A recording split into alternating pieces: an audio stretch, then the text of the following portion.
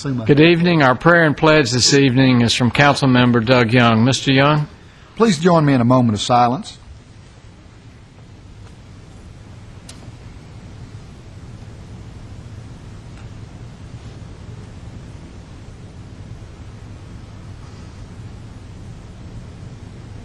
Amen. Amen.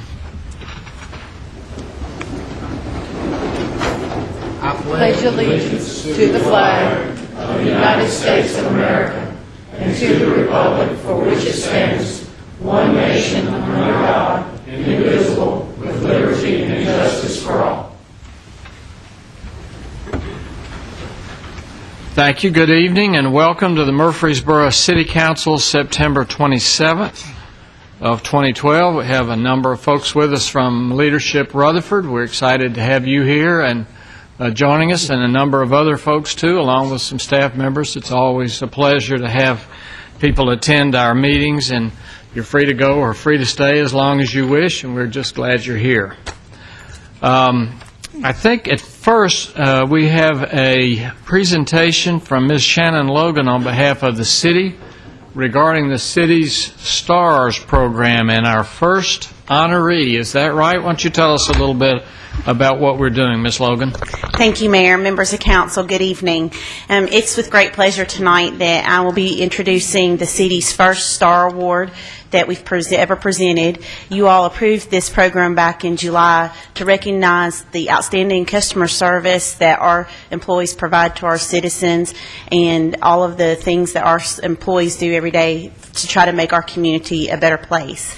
And it is with my great honor and pleasure that tonight that the first person that's been selected is a member of our solid waste department, Mr. Chris Murphy. Mr. Murphy's here tonight with his family to receive this award. Mr. Murphy was nominated from a resident because she threw away items that she didn't mean to, and he went to the landfill and spent over 2 hours digging through the trash to try to find her items. And this is just indicative of the character that he presents every day and the consistency that he brings to his job. It's just one of the many fine examples of the way that our employees try to go above and beyond. Right. And so at this time, if Mr. Murphy and Mayor, if you could come down, please, and present this award and certificate to Chris Murphy. That's all right. Here, Sue Lou. Above and beyond. He's talking Kirk and he's off spot. Seems better.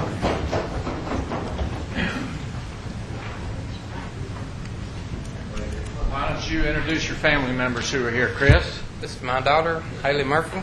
This is my wife, Natalie Murphy. Hi. How are you? Nice to meet you. Welcome. Nice to have you. you all. Thank you. How are you? There you go. On behalf of the city, and let me say that I don't think there's anybody else in our city who would have known where to look, even though we know there's a landfill out there. There's only one person that took whatever it was out there, and you knew where to look, and you took it on yourself to go back out there, and that means service above self, and that's really a wonderful commendation for you. And to your family members who support you, I thank you for looking after Chris and making him the great employee that he is. And you pat him on the back every night when he comes home and tell him, Daddy, I'm special proud of you today, okay? Congratulations. Yes, sir. There you go. Here, Haley, get up here. Thank you. Okay. Thank you. Thank you all very much for supporting this program, and I hope to be up here every month with another one of our outstanding employees to present to you and their fine acts of service that they present for the city of Murfreesboro. Thank you. Thank you, Ms. Logan, and certainly the Murphy family. We are very appreciative of their support of the city and of their continuing to work with the city and be especially supportive to all our residents. And I also would like to recognize Mr. Joey Smith, who is here. Joey leads our solid waste department, and although he is an Alabama football fan, I still would like to recognize him, and let's give Joey a round of applause too. Stand up, Joey.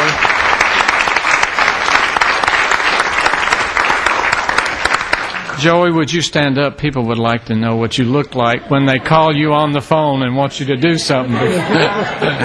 Thank you. It's It's funny, I'd give out his number, but I think everybody's got Joey's number. That's the way it is when you work in a city like ours. The numbers are readily available, and we're certainly appreciative of those efforts. And Ms. Logan, I look forward to a lot more nominations in the months to come. Thank you, and Mr. Lyons and your staff. Thank you. At this point, I think Councilmember Eddie Smotherman has a suggestion for us that we may take up under business later, but I wanted to make that announcement now. Thank you, Mayor. I do.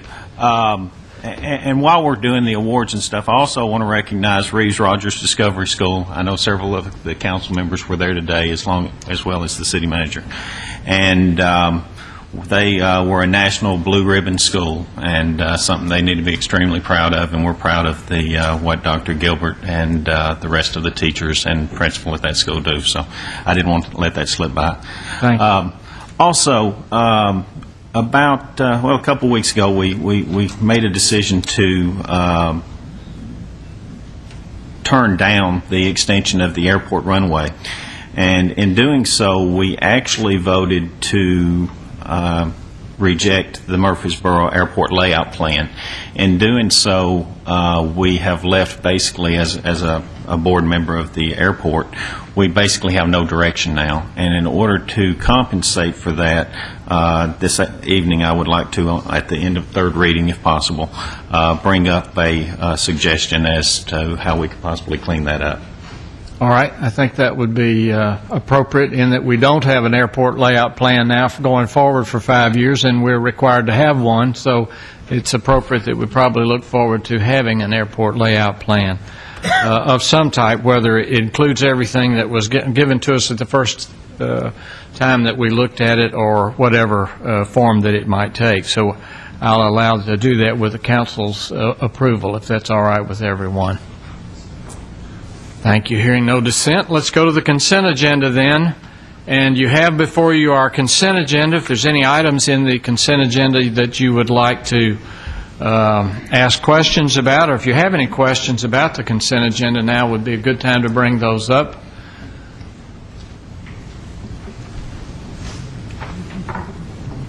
And if there are no questions, is there a motion that we accept the consent agenda as it is presented? So moved. Second. Thank you. A motion and second. Please call the roll. Ms. Wright? Mr. Gilly. Aye. Ms. Gels Harris. Aye. Mr. McFarland. Aye. Mr. Smotherman. Aye. Vice Mayor Washington. Aye. Mr. Young. Aye. Mayor Bragg. Aye. At this time, we'll consider for passage on third and final reading an ordinance amending the Murfreesboro City Code, Chapter 2, Administration, Sections 2-10, 2-11, by adopting a procurement code.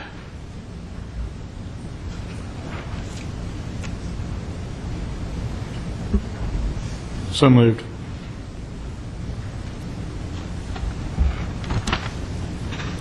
Second. All right, a motion and second. Please call the roll, Ms. Wright. Mr. Gilly. Aye. Ms. Gels Harris. Aye. Mr. McFarland. Mr. Smotherman. Aye. Vice Mayor Washington. Aye. Mr. Young. Aye. Mayor Bragg. Aye. Mr. Smotherman, at this time, would you like to bring a motion to the council regarding the airport layout plan? Yes, I would like to move that we, at the direction of, I guess, the city attorney, come up with a plan in order to allow us to clean up the mess that we've made. That's not a very good motion, but I think you understand what I'm saying. And if, with your direction, I think we'll come up with a motion. Could you help? I'd be glad to. I believe, Councilman, the appropriate thing would be for a person such as yourself who had the majority vote on the prior motion to move to reconsider the prior decision and put the fact that there will be reconsideration before the council to see if the council agrees for reconsideration. And after they have done so, should they choose to do so, the members of the council can give staff direction as to when and how they want that reconsideration to occur. Alternatively, you could make that part of the motion to reconsider, provided that the matter would come back at a date certain or within a certain number of days, and what items you wanted to have reflected, worked on by staff.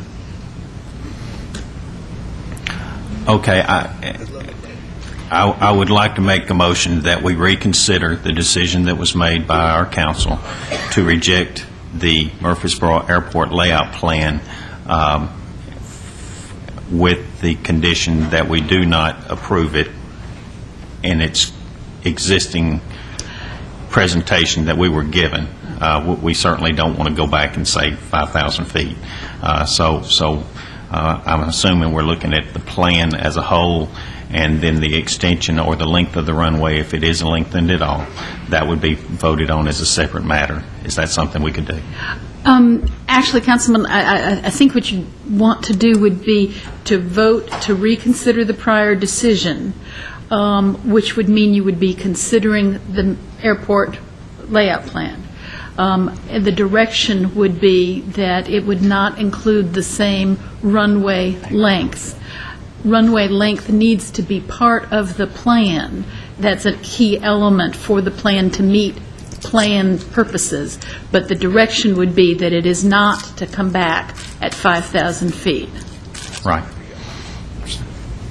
Can we try again? So I think the simplest thing might be to split it into two and just make a motion to reconsider, and then after that motion is voted upon, give direction about what form the reconsideration would take. Can I make the motion that we move what you just said? I'll take that. All right, we have then a motion to reconsider the airport layout plan at some future date, and we have a second. Is that correct? And then when we vote on that, then we're going to make some suggestions as to what, if anything, we would like changed about the layout plan that made us vote against it as a council the last time we were presented with the airport layout plan. Does that make sense? So if there were issues about the layout plan you didn't like, that you would bring those up after we have a motion to reconsider. We would send them back to the Airport Commission and the consultants who'd worked on it, and they would come back with a new proposal. Mayor Bragg, I don't know that you need to specify that it has to go back to the commission or any other agency. I think you just put it, my suggestion would be you put it on the table by simply voting to reconsider. After you take that vote, then we can have this discussion more appropriately. All right. So you have a motion to reconsider, and we have a second. Are there any questions? I see a few frowns and furrowed brows. So in essence, you're saying, Mr. Smotherman, that we're going to go back to the table and see if we can compromise. In essence, is what we're saying. That's exactly what we're saying, Madeline. We're trying to reconsider this so that we can find some grounds for compromise between the pilots and the neighborhood. And I think there is room for compromise, and certainly we need to present the board with a plan so that they have something to go forward with. We have to come up with a plan, and currently we do not have one. So with that in consideration, I'd say that we reconsider. Other questions? Other comments? If there are none, please call the roll to reconsider. Motion to reconsider. Mr. Gelly? Aye. Ms. Gels Harris? Aye. Mr. McFarland? Aye. Mr. Smotherman? Aye. Vice Mayor Washington? Aye. Mr. Young? Aye. Mayor Bragg? Aye. Now, Councilman Smotherman, it would be appropriate if you wish to make a motion to direct that reconsideration occur on or by a particular date, or in the same or separate motions, a direction to staff as to what you want staff to change in the plan that they bring back to you for reconsideration. Would it be potentially possible for us to have another meeting with the neighborhoods and the airport board, or a representative from the airport, to see if there's a common ground that they can reach before we come back with what we would say? And could you make a suggestion on a date that we could do such? I think the date for a neighborhood meeting, having a meeting, and the date is totally up to the council. I'm sure staff would go whenever you told them they wanted to be there, and whether or not you want to spell out a place or a date now, or direct staff to work with those persons who represented the neighborhood and try and get a date through agreement with them, just provided that it got done by a date certain that you might want to give direction. I think you've got both choices, either to spell out a date or to spell out that it simply get done by a particular date. And maybe to add to Ms. McGann's comments, we've got a public hearing scheduled on October 18th, so it appears that all members of City Council will be present on October 18th. One of the thoughts we had as staff is that if we had a date certain that this would be brought back before the council, we could have it listed on the agenda, and the neighbors and pilots and everyone would know this was going to be up for consideration. So we wanted to be very transparent about that so that it would be able to be known by the community if they wanted to come listen and attend. If that date worked for you, that would be one option. If you wanted to see if we could schedule a neighborhood meeting prior to that, we're certainly here to take council's direction. That date would be fine with me as long as the airport manager and the staff have found an appropriate date for them to meet and us to come back on that time and debate or discuss what they have come up with in their meeting, and hopefully we've found a common ground by that point, or at that point certainly the council would be ready to discuss it. So Mr. Smotherman, just to make sure I understand, so what you're suggesting is to try to target a council agenda item on October 18th with a neighborhood meeting prior to that, giving staff some discretion about trying to find a location and time to make that available to the community? That's correct. October the 18th would be fine for us to discuss it. Prior to October the 18th, I would like for the the airport manager to meet with or at least have a meeting that's open to the public and do a presentation and allow the public to speak and express their concerns and see if there cannot be a common ground met between them. And if not, then at least they could come back with the suggestions and we could discuss it again as a council. Yeah, I believe we can. I'll work with Mr. Gerke in trying to find a date prior to that, and maybe at least a week ahead of time, so we can give time for that neighborhood meeting to occur and transmit the findings to you. And just a reminder to the council and to the public, too, there are a number of items in that airport layout plan. The extension was just one of several items, and we're required, if we run an airport, to have a plan. Part of that was to whether we could build any additional office space for MTSU if they so requested, if we could build additional hangar space if they so requested. There were a number of items in that plan. So the one item that seemed to bother everybody was the extension, obviously, but there were a number of other items there that the council might all agree on, and just then look maybe just at the extension. But anyway, if we could do that as staff, would that be all right? And yes, then sir, we'll look at having another consideration on the 18th. And we'll look to broadcast the time and place of that neighborhood meeting, far and wide, so people understand, and we'll make direct contact with some of the folks who have been in touch with us. That'd be great. Mr. McFarland? If we have a neighborhood meeting, can we as a council all go to that, or in making sure that we don't violate the Sunshine Law, is that not permissible? You can certainly go. I would advise you not to discuss, not to comment, just listen. Not to sit anywhere near one of the other You can council sit members. wherever you want, just don't talk. The reason I ask that is, and I think this would be with any decision that we make as a council, that that we had, I don't want to say a divisive issue, but that we maybe did not all agree. What I don't want it to be seen is that issue was voted up or down, and then we bring it up again after the public hearing. So, I appreciate everything that you're talking about, being transparent, so that way the people our residents don't think that, well, here they go, they're considering something after it was already voted down. So I guess if we are discussing something that's in the airport layout plan that has to do with the extension, would we need to bring that up for another public hearing? Since I don't believe you would have to, because what's been talked about is a reconsideration of the same matter as to which there has been a public hearing. The council always has the option of having public hearings when it is not required to do so. I guess my thought is that when we had the last meeting, we were discussing lengthening the airport to 5,000 square feet, or 5,000 linear feet. If we make the judgment with a recommendation coming back from staff to lengthen it to 4,500, if the lengthening is part of the discussion, I feel like that we would need to have a public hearing to at least let the residents be able to voice their opinion publicly. I mean, that's just that's my thought, that if we're going to consider that lengthening, that we need to have it hashed out publicly, and it needs to be something that we all discuss, as opposed to a neighborhood meeting that we really can't say anything.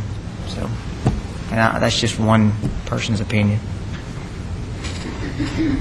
And I agree with that also. And for the public, because I know we discussed this the night we voted, you know, we asked could we come together and compromise, and at that time it was an all or no deal. But also, I understand when we voted that way, we voted saying nothing can go out. We can't do anything. The hangars cannot be increased, or this, that, and the other. So that's the reason why we're coming back.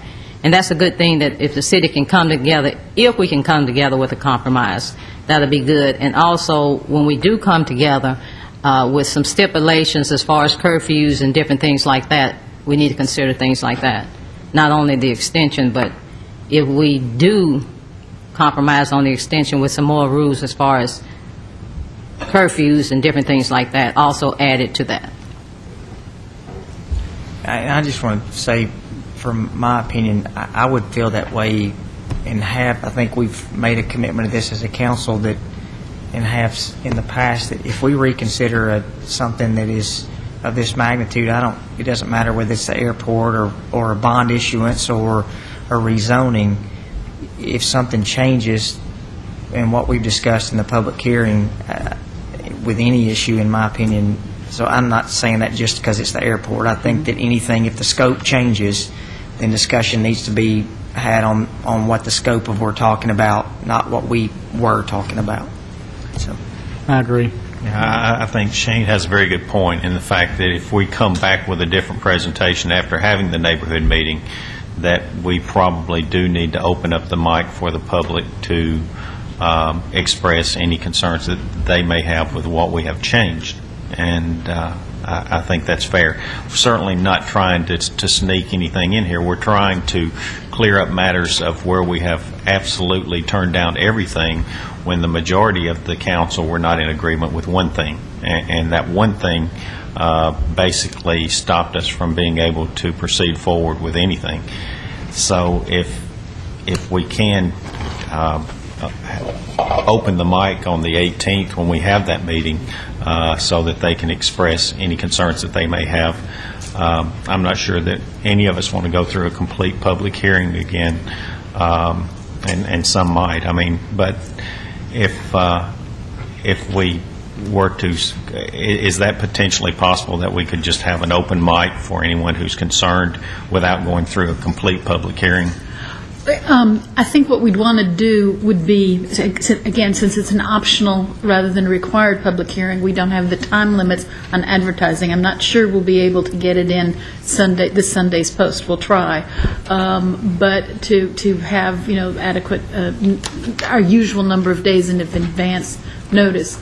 The council has, generally when it's had required public hearings, not put any limitation on the length of presentations.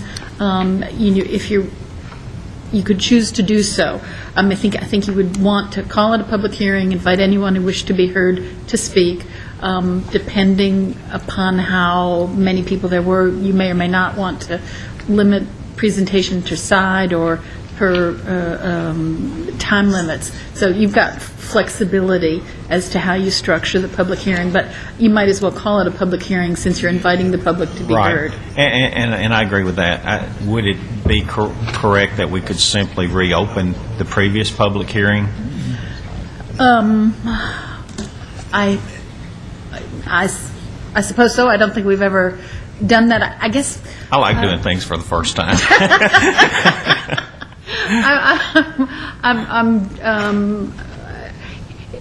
Can I think about that one a little Sure, bit? absolutely. I'm sorry, I didn't mean to surprise you. Well, I want to get it right. Right. And so the direction to staff is clear. We want to have it be known by all members of the public that they will have an opportunity to speak at the council meeting on the 18th when this is reconsidered. Whether we label it as a continuation of the public hearing, a new one, is something we'll tweak later. Okay. Thank you, Mr. Smotherman. Then we'll try to work toward some further consideration on the 18th.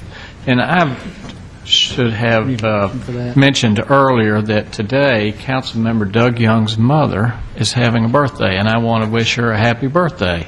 Doug, having been around her a lot and having been around you a lot, too, I'd like to wish her a very happy birthday, and I hope all your families had an opportunity to celebrate that with her We tonight. had a cake and ice cream party this afternoon. She's 86. Okay, good. Well, I apologize for not bringing that up sooner. It just, Thank you, Mayor. thank you. All right, at this time, pursuant to a resolution adopted by City Council, we will look at a renewal of a certificate of compliance for Kanari Patel, Beena Patel, and Manish N. Patel at Stones River Liquors located at 208 North Thompson Lane. Ms. Wright? Mayor, this is a 2-year requirement by the state of Tennessee for a renewal of their license, and they have met our requirements.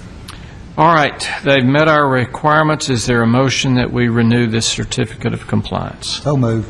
Thank you, Mr. Young. Second. Thank you. Mr. Gilly, please call the roll. Ms. Wright?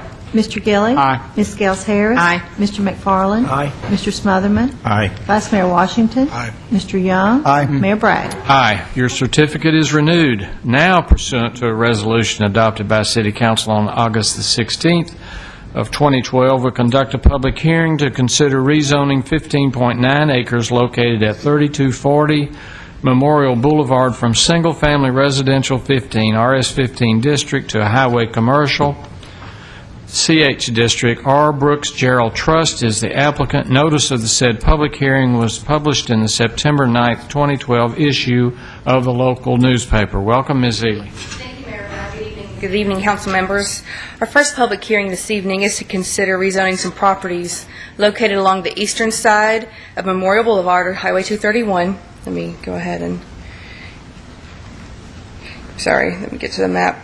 I've got a map on the screen that shows the 3 properties. We're actually going to have 3 public hearings for these 2 properties, and I'll go through them separately in just a moment. They are located along the eastern side of Memorial Boulevard.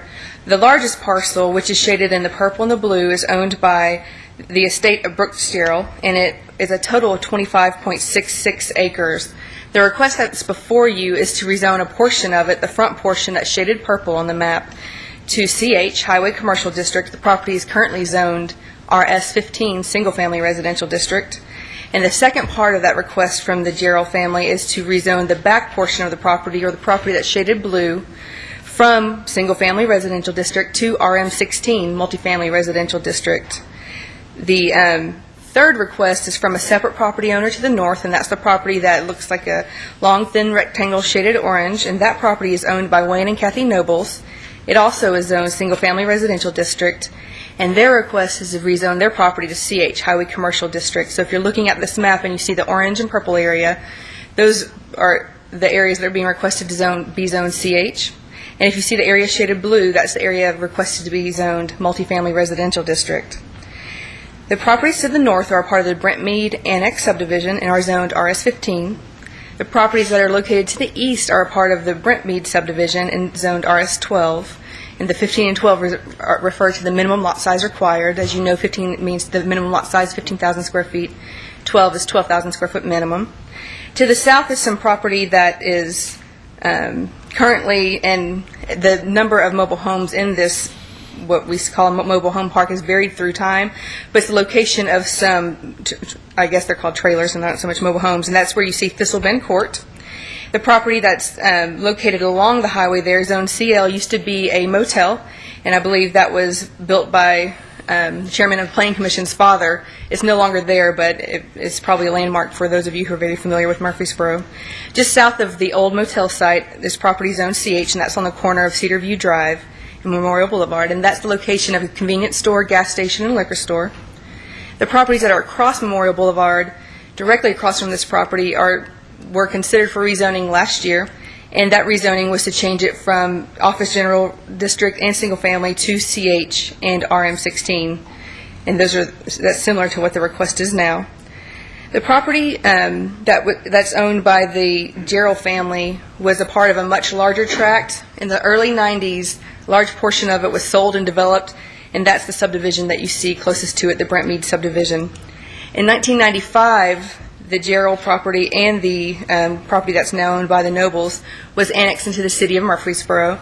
At that time, there was no request to change the zoning, so per our zoning ordinance, it came into the city with an interim zoning of RS15, Single Family Residential District.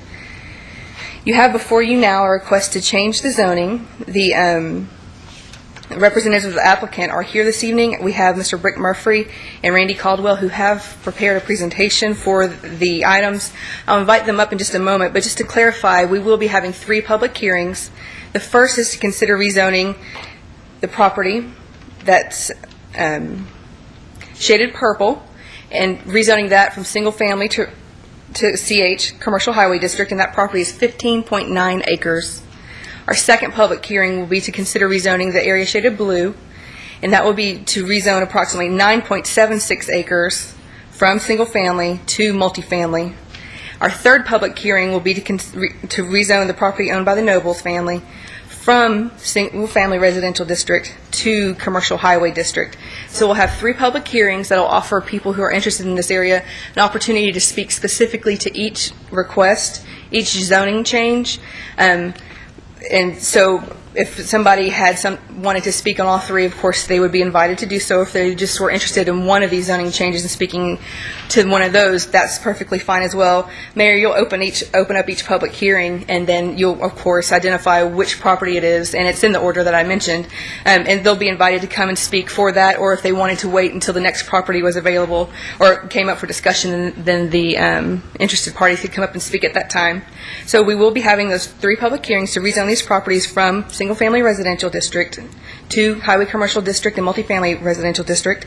But before you open the public hearing, I'd like to invite Mr. Caldwell up, and I think he's prepared a short PowerPoint presentation for you. After his presentation concludes, you should conduct a public hearing. Staff will be glad to answer any questions you have after those public hearings. Thank you, Ms. Ely. Welcome. Mr. Caldwell.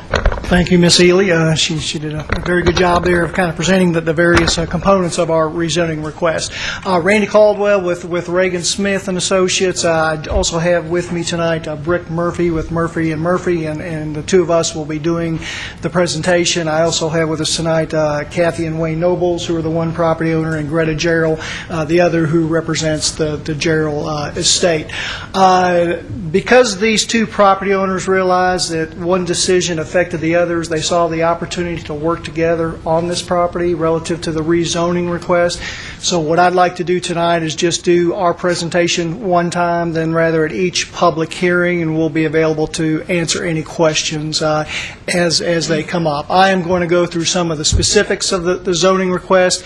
Hopefully won't be too repetitive from what Margaret Ann presented. Brick is going to go through the restrictive covenants that we have prepared as part of this offer to the neighborhood to put in some additional criteria relative to the quality of the development, and I'll wrap that up real quick.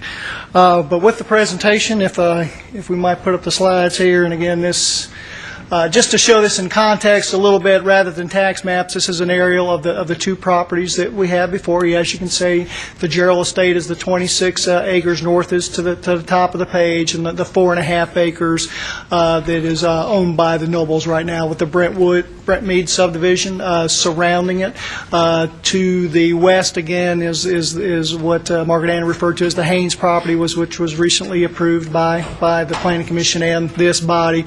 And to the south, some of the other existing commercial developments that exist there, and the mobile home park that is there as well.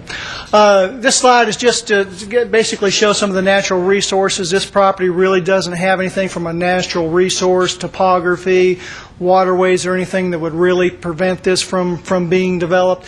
I know drainage is an important part of consideration for everything that comes before this body and the city, but most of the property primarily drains towards Memorial there, so that's where a great deal of the water quality and detention facilities will be located. And there's a small part that where the Gerald and Noble's property kind of join to the back there, that there's a low area there as well that we know will have to, if this does go through, will have to accommodate some stormwater detention as well. First thing we kind of looked at is the inventory of this. As you all know, as you drive through this is a 5-lane arterial, 2 lanes going in each way and a center turn lane. This is basically an inventory of the land uses that exist along there, and with the exception of where the Brent Mead subdivision comes out onto Memorial and a piece next to it, most of these developments are commercial or institutional in nature. So that basically exists, and this is just a small snapshot from Thompson Lane down to Osborne. So certainly what you expect on a 5-lane arterial with two significant roadways basically feeding into that corridor. This certainly proves itself out in the zoning pattern that's along there. As you can see, the red represents the properties that are zoned commercial. You'll see commercial highway and commercial limited all along that corridor. The PCD is the Regal Square office development that exists to the south. Again, a planned commercial development there. And then you'll start to see the incorporation of the RM16 as a transitional zoning that has been utilized to make a transition from the commercial highway on the front and the commercial development along the front to the existing residents, particularly in the Regency Park development, and then where the Paddock Club is up there to the northwest. So again, a zoning pattern that's very typical for something of this nature. Again, the only yellow that you really see along there is this property, because that was a holding zoning for the property when it was annexed into the city. To the south, again, you have the mobile home community that is a little bit of RS15, and then to the north, the Brent Mead leg that comes out in that one piece that's next to it. So when we went back and looked at how we wanted to establish our zoning pattern, there's a number of existing features that we took into consideration, as well as the depth of the property. One thing that we wanted to try to accommodate on this was to establish enough landmass to create the opportunities for a quality development, more of a mid-sized to larger scale potential retail development, something other than just a strip retail or a grocery anchored center. And that is accomplished with basically 16 acres of the established 16 acres of the Gerald property and the 4.5 acres of the Noble property in the commercial highway classification. And again, as was done on the property across the street and in the Paddock Club, we basically have 10 acres that we're utilizing to basically provide that zoning land use transition back to the back. One other reason we did that, if you've been out there, the tree lines that exist along those edges of that development are important to preserve. Basically where the commercial highway ends, the tree line's a little thicker there. As you get back towards the back where the RM16, that tree line gets pretty thin. So we wanted, again, to put that less dense land use to the back of that. Talk a little bit about, again, some of the other things that we kind of took into consideration as far as establishing that depth. My experience with some of the larger commercial development, there's about 1,000 feet of depth that is necessary to accomplish a quality development. It just so happens that the Nobles property has about that depth of property. So when you really looked at when we first started out, it didn't make any sense to split that property. And the Nobles property has its own set of challenges in being very narrow and very long. not conducive to single-family development, nor, in our opinion, conducive to any other type of residential development. Any sort of multifamily, because of the mass there with 4.5 acres, it doesn't provide the opportunity to get much density there. I think you'd really end up with just kind of a shotgun approach with the road and houses just lining the edges there. And that the product might be suspect that what might go in under any type of multifamily scenario. It also doesn't allow an opportunity to accomplish any density when you're looking at multifamily. Property management, on-site property management is very important in keeping that up, and there's usually some mass that's required to accommodate that. So that's how we looked at the pattern. We felt there were some opportunities that we could protect the neighborhood with the CH classification better than what we could with a multifamily classification. And again, it gives us about 20.5 acres there to kind of get that mass we feel that will enable us to provide some flexibility and enable us to put in some restrictive covenants and additional criteria that allows us to implement some good design tools to make it a higher quality development. Again, the RM16 you can see in the back, the 10 acres. The other important consideration that we had on this, if you look to the south, you see the Regal Square development, which is identified by the PCD. And connectivity is very important as part of planning, and you can see that there was a roadway that was basically extended to the north out there, which basically lines up with that, basically the transition from the CH to the RM16. And again, we wanted to kind of line that up to take advantage, if the opportunity exists, ever presents itself, that we could make that connection to give another point of exit out for the development. Transportation-wise, one thing that the staff asked us to look at very closely when we first came in to discuss this with them, and this came out in the neighborhood meeting as well that we had, which I'll talk about a little bit later, but there was certainly some desire amongst the neighborhood and also by the staff to protect the potential integrity of signalization at Brent Mead Drive, which is to the north, and Regal Drive. So there's only a certain amount of spacing that can occur in there. We took a hard look at where the primary entrance of this development will go to allow, if that would ever present itself, that signalization could occur at those two intersections, as well as the intersection that we have established as the main entry into this development. So that red line that you see that projects into the development was established to create that spacing so that that would protect the integrity of that. And what will have to happen, whichever property develops first, the commercial highway or the RM16, a public road, would have to be extended from Memorial back into the property that would essentially turn and hug the southern property line to provide access to the north. It also provides some access opportunities to any development that might occur to the south, as well as that road that is basically part of the Regal Square development. So that's something, again, that we looked at very closely, and as something that the neighbors were concerned as well. On July 10th, we had a neighborhood meeting. This just identifies the issues that were raised, traffic, which I just talked about. Blasting is just a fact of life here in Rutherford County. Even if this was developed as a single-family development with utility trenching and all that, you would be facing blasting even with that type of development. And as many of you know, there are some restrictions in place by the state of what can and can't be done. Noise was certainly an issue raised by the neighbors, and Rick will go into this a little bit more detail, but particularly with service areas, so we put some language in the restrictive covenants to try to take care of that. Drainage, which I touched a little bit on later. As you know, your criteria is very strict here in Murfreesboro. Not only do we have to detain the water, but we also have to treat it from a water quality standpoint, so that is more done at the site plan stage. Buffer treatment, which I'll touch on as well, particularly as we relate to the boundaries of the Brent Mead subdivision, and then building setbacks and heights.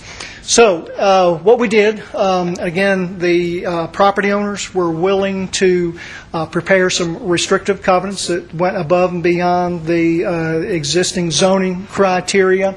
Relative to the RM16, what we did decide to do was basically adopt the same restrictions that were adopted for the Haynes property with the RM16 that went back to there. And that basically addressed building setbacks, particularly as it relates to if any three-story structures are built back there, architectural criteria, which Brick will go into, enhanced buffer treatments, and I want to, since I'm a landscape architect, I'll just want to touch on that briefly. In the RM16, basically a Type C buffer is required, which is a 12-foot wide buffer. We are committed to a 20-foot wide buffer along that edge, particularly with the fact that there are very few existing trees along that edge. We are also committed to doing a Type D buffer yard planting density, which is basically the number of trees required within that buffer yard. And above and beyond that, something we heard by the neighbors was concerned about the height of the plant material, and we committed to, rather than 6-foot tall evergreens, putting 8-foot tall evergreens. So we even went above and beyond what was committed to on the property across the street relative to the buffer criteria. Tree preservation, also along that property line, we will be committed to preserving the existing trees that are along the edge, and we can do that. We went out and surveyed it and make sure that we could basically accomplish that commitment. In the restrictions in the CH district, again, there requires a Type D buffer, which is a 15-foot wide. We committed to a 20-foot wide buffer along that, again, with the additional plant material height. We also increased the buffer requirements where service drives might go up against there again. So that's some concern we heard about the noise and how service might enter and exit the property. So we established some additional criteria there. We also put in some language relative to service area orientation to make sure that it did not face or get oriented towards the Brent Mead subdivision. And that includes some of the other appurtenances that are not necessarily the most attractive but necessary elements of commercial development, which is dumpster, utility equipment locations, and other things like that. And then also architectural treatment. We've got some language in there that Brick will go over. With that, I'm going to let kind of Brick take it over from here and kind of go over the bullet points of the restrictive covenants that we're committed to, and then I'm just going to take a minute to wrap that up. Thank you. Thank you, Mr. Caldwell. Welcome. Mr. Murphy. Good evening, Mayor Bragg, members of the City Council and staff. I'm Brick Murphy of the law firm of Murphy & Murphy. And we represent the applicants, the Gerald estate through Brooks Gerald's widow, Miss Greta Gerald, and Kathy and Wayne Nobles. I'm going to give a brief presentation on some bullet points for some restrictive covenants that we have committed to with the neighbors, which we feel go above and beyond what the city would require and do, and will serve as a template for the development of this property. Just a couple comments generally on restrictive covenants. They're private. They're not something that would be enforced by the city. However, they do have teeth. They are something that will drive this development and will shape anything that goes there in the future. One thing that Randy touched on, and I want to reiterate, is we're going to be very sensitive to the existing tree lines on the property, as those tree lines affect the adjoining properties. To the extent we can preserve existing trees, we will. If trees are damaged or are unsafe, we'll have to remove those, but we will supplement those with plantings. We have a number of uses that we will be prohibiting, and these are the kinds of things that the city doesn't want to see, and these are the kinds of things that we don't want to see as the representatives of the developer. And these are your adult businesses, your tattoo parlors, your fraternity houses, a number of things that just aren't appropriate for this area. We realize that, and we will prohibit them. In terms of building facades, we're going to be very sensitive to the way that building facades are handled. Front building facades will have similar treatment as the sides of buildings and the rear of buildings. The idea is you won't have for example, a brick-sided building that has metal siding on it. If it's the front of the building is brick, the sides of the building will also be brick as well. You're not going to have a storefront that has aluminum siding building on the sides. So similar architectural treatment. Another thing that we are concerned with and are agreeing to do is that the buildings will have a defined cap along the roof and a defined base, so it'll be more attractive to the eye from an architectural standpoint. And remote walls, which are not visible, will be allowed as an alternative. Primary building materials, this is always something that comes up with the neighbors, and we feel that we can commit to and should commit to having an attractive building there. And so the building materials will be primarily brick, textured metal siding with architectural features, stone, real or faux, wood or fibrous cement siding, stucco, synthetic stucco, EIFS, or something else that's a masonry product would be allowed. Vinyl will not be allowed at all besides soffits, trims, and windows. And service area facades, we're talking about your loading docks, that kind of thing. They're going to be oriented so they don't face Brent Mead. They're going to be oriented away from your existing single-family residential. And we feel like that will help with the noise, but also with the visual aspect of things as well. And corrugated metal will be absolutely prohibited. Roof forms, the roofs will be designed in a way to conceal mechanical equipment. For example, AC or other equipment like that will be screened. Off-street parking, your parking lots or on-street parking as well will be screened, and landscape elements will be used and streetscape elements to be consistent with the architecture. In terms of massing and orientation, we feel like having a clearly identifiable entry and exit to these buildings is important. That way it kind of drives the eye as you come in and out, and it makes a more attractive building in terms of design. Once again, I wanted to reiterate, your service areas, we're very sensitive to how those are oriented, particularly as this is probably likely to develop as commercial first and then the multifamily in the back over time. So we feel like, once again, having that service area not abutting existing single-family residential and pushing it away from that is very important. And once again, any service appurtenances would be screened as well. Loop drives, these are your service drives. They'll get enhanced landscape treatment. Landscape buffers and screening, there'll be a 20-foot wide landscape buffer. There's 15 feet that's required by the ordinance, but we're going above and beyond what would be required. I mean, it'll be a type D density buffer, and we're going to have 8-foot tall evergreen trees rather than the 6-foot tall that's required by the ordinance and was required on the Haynes property across the street. So we're going above and beyond what would be required by 2 feet off the bat. If tracts develop, these commercial tracts of 5 acres or less, then the normal CH requirements would apply because it would be a different style development than a larger retail development. In terms of the restrictive covenants applying to the potential RN16 in the back of the Gerald property, these would be the requirements.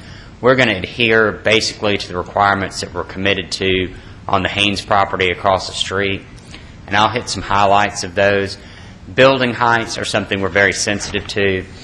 3-story buildings must be at least 80 feet from the existing residential properties there in Brent Mead, so you'd have some space there. Buildings with no windows or decks facing the single-family residential subdivisions would be allowed within 50 feet. But our idea with this is if you oriented the building so you didn't have decks or windows near the property lines, you wouldn't have people looking from this development into people's backyards or into their pools. So we're very sensitive to that issue in terms of the layout of the buildings. Now, buildings under 3 stories would just adhere to the RM16 requirements. In terms of buffer treatment, again, we're very sensitive to this issue because the tree line in the back of the Nobles property and the back of the Gerald property is not as good. On the Gerald property, which the RM16 is what we're proposing for, you'd have a 20-foot wide buffer abutting the Brentmead subdivision. 12 feet is required by the ordinance, so we're going above and beyond the 12 feet by quite a bit there. And we would require a type D density buffer rather than a type C. Once again, we're going to do 8-foot tall evergreen trees. 6 foot would be required by the ordinance. We're going above and beyond the city's general requirements. And then garages, if we have garages, they'll be allowed to be within 10 feet of property lines. The idea there is if you were in Brentmead subdivision and looking into the property, what you would see is a stone or masonry wall that would look like a wall that was set up for the purpose of buffering. And the idea there is it would be an enhanced buffering treatment to have those garages put there, so we would allow us a little more flexibility in terms of the property lines there and how close the buildings can be. Trash compactors, we're very sensitive to how those are laid out. They cannot be within 80 feet of the existing single-family residential subdivisions. That way, if you have a trash compactor, it's far enough away that we've mitigated some of those potential noise issues. In terms of access, we're very sensitive on this multifamily project, this RM16, to how it interfaces and in terms of access with Brentmead. We would only allow emergency access off of Brentmead Drive or Overhill Court, and only if that's required by the city. The idea there is we'd have a Yelp or a crash gate that emergency vehicles could use. It wouldn't be a public access. We would hope that it would never be used, but if there was a fire or a tornado, you could get through this development into the back of Brentmead, or from the back of Brentmead into this development with emergency personnel, your ambulances, your fire trucks. Once again, building materials is something that we addressed for the neighbors and felt like we needed to commit to some standards on. Your primary building materials would be, for your facades, would be stone, brick, real or faux, marble, precast concrete, wood, cement siding, stucco, synthetic stucco, EIFS, the kind of building material that the city's going to want to see and it's going to look nice. Vinyl, once again, would only be allowed in soffits, trims, and windows. It wouldn't be permitted otherwise. And corrugated metal would be absolutely prohibited. And we would require 30-year architectural shingles on roofing that had shingles. Off-street and on-street parking, once again, we feel like parking lots need to be screened. That's a way to mitigate some of the impact of this development on the neighbors, and so we're committing to screening our parking lots. And then any streetscape elements that are in public right-of-ways would be consistent with architecture to try to draw this development together from a design standpoint. The foregoing is our commitments that the Nobles and Gerald family have made. These were voluntary. These were things that were discussed at our neighborhood meeting with the neighbors. Randy and I took good notes, and we have formulated these bullet points based on what was requested by the neighbors and the concerns that we heard. These commitments were offered in good faith as a way to shape good design and in a way to be good neighbors to the neighboring property owners. I'll draft, if we are successful tonight and you all vote to approve this, I'll draft these restrictive covenants into a formal set, which will be recorded between the second and third reading, so the council would have an opportunity to confirm that we've lived up to our commitments to the neighbors. Just another quick thing before Mr. Caldwell comes back and concludes our presentation. The neighborhood meeting, we sent out over 200 letters to. It was very well attended. There were about 90 participants. They voiced concerns, but I think most people went away with a very positive impression of our project. And we had quite a bit of positive impact from the neighbors. A few neighbors in the area, Mr. Stephen Dobson, who is a realtor in our community, also owns quite a bit of property on Memorial and lives out in that way, submitted a letter and also an email in support of the application, and Mr. Ted Goodman from my office will circulate that. Also, Mr. Bill Rowland, who is a developer in our community and also his own property on that corridor in the past, submitted a letter in support of our application. And Ms. Suzanne Hicks wrote a email and in support of the application. Ms. Hicks is concerned that she's got to drive across town to the avenues and other places for nice restaurants and for her shopping, and would like to see more retail and eating establishments on the north side of town. So we feel like this is a good plan. We've received unanimous approval at Planning Commission, and we would just ask the council to vote in favor of the same, and we appreciate your time. And we will be here, Mr. Caldwell and I, to answer any questions you may have. Thank you. Thank you.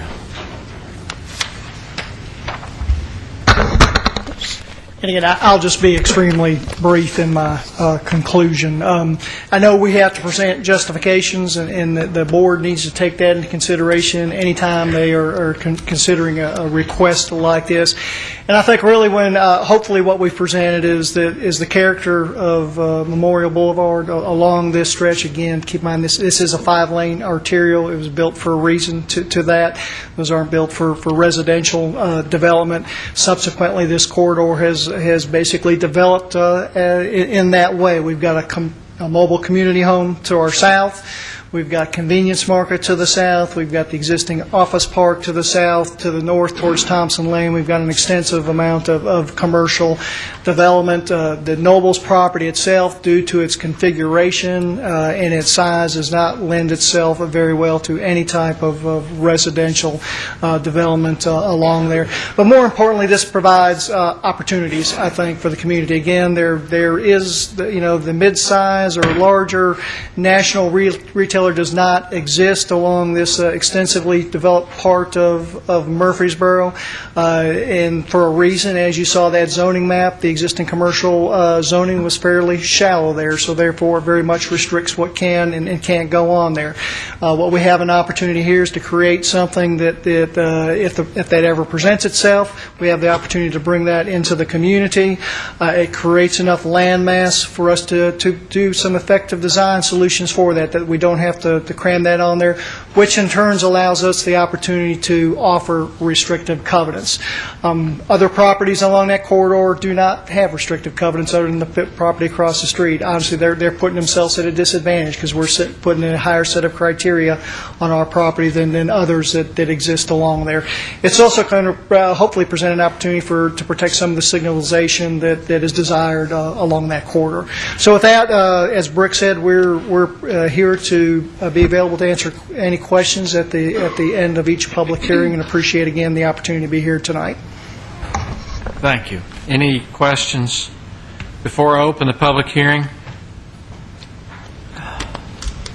All right, we'll have 3 public hearings, and I'm, for better or worse, going to describe them as the front property, which is 15.9 acres, and that was colored purple. So we'll have the first public hearing on purple, which is the 15.9 acres located on the front of the Gerald Trust property. Anyone wishing to speak for or against this rezoning of just this 15.9 acres, please step to the microphone, give us your name and address.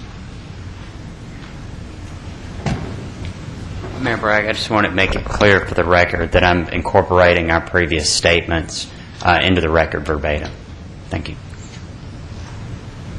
Anyone wishing to speak for or against this rezoning request? Commercial highway on 15.9, the purple, the front. Good evening, Mayor Bragg. Welcome. Gracious good evening, council members. My name is Charlotte Quinn. I live at 318 Westchester Court. I've lived in Regency Park for 25 years. How about that? Lived on the same street with 7 other families. We are a little community in and of ourselves. I hate to see this property go commercial. That's a beautiful piece of land. So I thought, if I have a complaint, I'm going to give you a solution. I credit my neighbor, Billy Pearson. We call him Captain Billy. Billy said, we was talking one day, and he said, you know, that would make a beautiful retirement community. And that's something this city really, really, really needs to look at, are these new developments called 55 plus active, where you do not have Alzheimer's or assisted living or nursing homes. You have actual, I don't see a way to project this. Let me talk to you about this developer. He took an existing home like the Geralds. Can y'all see that? Mm-hmm. Mm-hmm. He built a tennis court, little patio. He attached apartments to that house. He then added this type single-level homes. It was built on a 30-acre lot. They call this their meeting house, the original house. They went in and refurbished it. They put all the mailboxes for all the residents in the homes and in the apartments in the main hall. They added a facility for breakfast, lunch, dinner. They added exercise rooms, yoga rooms, massage parlor. Those were commercial enterprises. I even found a beautiful little example of a single family home that you could develop at 1,600 square feet up to 2,100 square feet. There is no backyard. It's all brick. It can be covered patio, uncovered patio, glassed in, four-season sunroom out there. Very little landscape. Very little. I've pitched this to my neighbors. I've had 4 callbacks and said, if you're successful, please put me on the list. A man in South Carolina actually developed one of these on 30 acres. And within 6 months, it had a house that resembled the Gerald house. In 6 months, he was developing another one because he had so many people wanting to get into that. They sold the lots for $10,000 a piece. The houses, similar to this, started at, I think he said, $198,000 and ended up at $250,000 each. And it was people like the ones in my neighborhood that are 55 and above, who don't want to live near teenagers, who don't want to live near small children, but want a community atmosphere. You could take the Gerald property. You could take that 8 acres that sits there that Margaret Ann described earlier. You could get that as the entranceway and not have an entranceway on Memorial Boulevard. You could block that off and just have that entrance. You could develop some mom and pop places over there in Regal Square. I'd love to see y'all bring back Chesney's. I'd love to see the old cotton patch come back. I really would. We need to look at that. Y'all are looking at this thing as business, and I understand that, but we're emotional. This is personal to us. These are our homes, our lives, our traffic. And you know what? We're seeing this retail development as a big monster just sitting there 7 days a week, 24 hours a day, 365 days a year. People want to get up and talk about tax-based revenue. Well, isn't that just fine? Because you're going to have to use some of that tax-based revenue to keep those streets up, provide police and fire protection, sewer, water. What about our tax-based revenue? What about us? You know,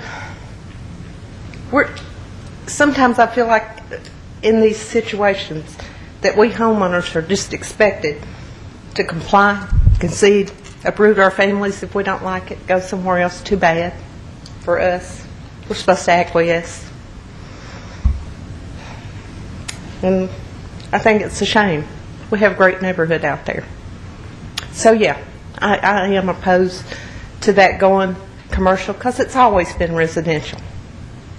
And I hope somebody heard me tonight, that, you know, I just gave you an alternative. And this city really needs to start looking at these people who are 55 and 60 and 70 and 80 that don't want the big yards, and they don't want second-story homes, and they want a smaller home. But they want it in these kind of communities. And the last thing I want to say to you is, you know, going back to that tax-based revenue, people want to argue that for commercial development. They always want to bring that up because the city depends on taxes. But I want somebody in this room to tell me, how is my disposable income going to increase with this development? Because it ain't. And retail depends on my disposable income. And I get to choose where I go shop. I thank y'all. Thank you.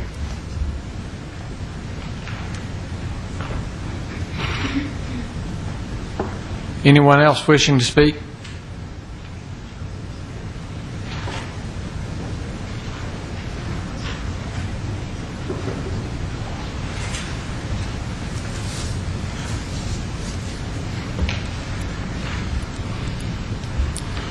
Good evening, Mary Bragg, City Council. I'm proposing A name and address. Billy Pearson, There you go. 3026 Westlake Drive in Regency Park. I'm here to try to seek a solution, or maybe a compromise, as Councilman Smallman said on the airport. I think we could deserve a consideration and compromise also in the neighborhood. I like Ms. Quinn's idea. She's put a lot of research in. She only brought a few statistics and things that she did. But I could visualize a great retirement community there. To my knowledge, we only have one that's not with almshouses or assisted living or what, and that's out at Innsbruck, which is a nice part. Part of it's 55 and up, no children. To the left of it is condominiums that are sold to anyone. The big house would make a great central area to take care of the apartments or the housing. You could sell the housing, or yes, you could lease the housing. Therefore, you'd have an office on site in the building that would also, you could turn it into a community room in the house where people could play cards, billiards, possibly bingo. You could have a community pool in the back for the ones that's able to get in and want to swim or exercise.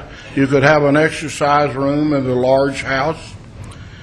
And you could have a restaurant for the residents there, or you could have one for the public. And I'd like to see a compromise that this could go RM 16 with the house being commercial, because I would assume with a restaurant you'd almost have to have a commercial designation there and see that designated. The rest of the property along there, Mr. Noble's, the Gerald property, and the property, I believe his name is Mr. Parker, Tommy Parker, that owns Tommy's Mobile Rest Home. I believe he says he resides in Lebanon. He spoke in favor of it. He had almost 8 acres there, and he would like to zone that to commercial. And you could take that up also in connection, and you could get a lot of residential housing there, 16 square feet up to 2,100. Also, down there on the frontage of Memorial, next to the Shell station, there is property available there. If the developer wanted to combine all 4 parcels, It would give them more place to build. They'd get more on their development money, and the homeowners would get more the commercial people selling their property.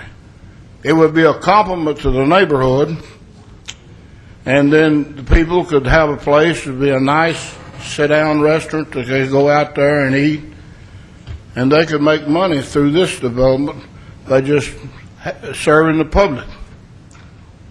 And I see where you could get a lot of homes on there, and it would complement the neighborhood, as I said. And I urge you to reach a compromise on this that all parties can be satisfied with. Thank you. Thank you.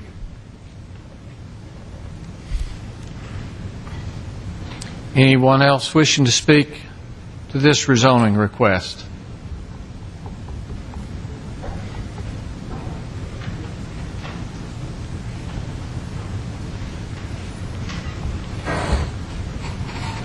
My name's Tom Davis. I live at 502 Bluebell Avenue, and I think I'm having a deja vu because I think we all have all been here before. Mayor and City Council, I appreciate the opportunity to speak on this issue. I must admit I'm extremely unhappy to be here tonight. I'm very disappointed that the events have proceeded to the point that we're gathering here discussing this issue in the way we're discussing it at this point in time. My concerns are totally different from those of Charlotte and Billy. I'm not against commercial development of this piece of property or any other piece of property up and down North Memorial Boulevard. I know it's going to happen. It's a foregone conclusion. The process by which we've reached this point tonight is flawed. It's terribly, inherently flawed because you're expecting us to buy a pig in a poke. After all the discussion and the hoopla that led to the rezoning of the Haynes property last year, and certainly the brisk debate that we had earlier before the Planning Commission earlier this year on this very same issue, my expectation was that my city government would have realized the high level of interest and the controversial nature of future development in the North Memorial Boulevard area. My expectation was that the subject would have been given a broad public scrutiny and open and transparent discussion.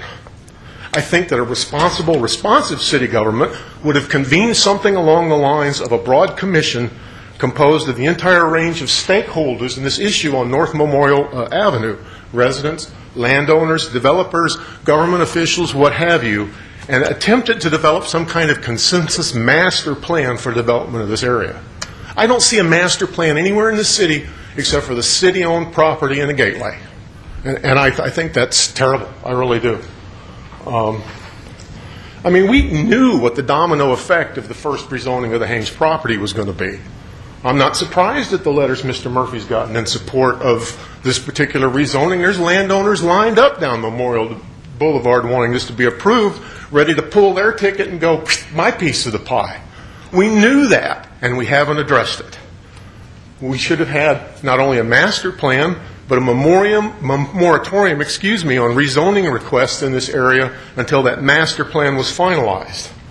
And finally, I expected that a responsible, responsive city government would have demanded that all the developments in this area would require a planned development, which hasn't been done in this case. I'm disappointed that apparently I have to lower my expectations because I live in Murfreesboro. I do this for a living.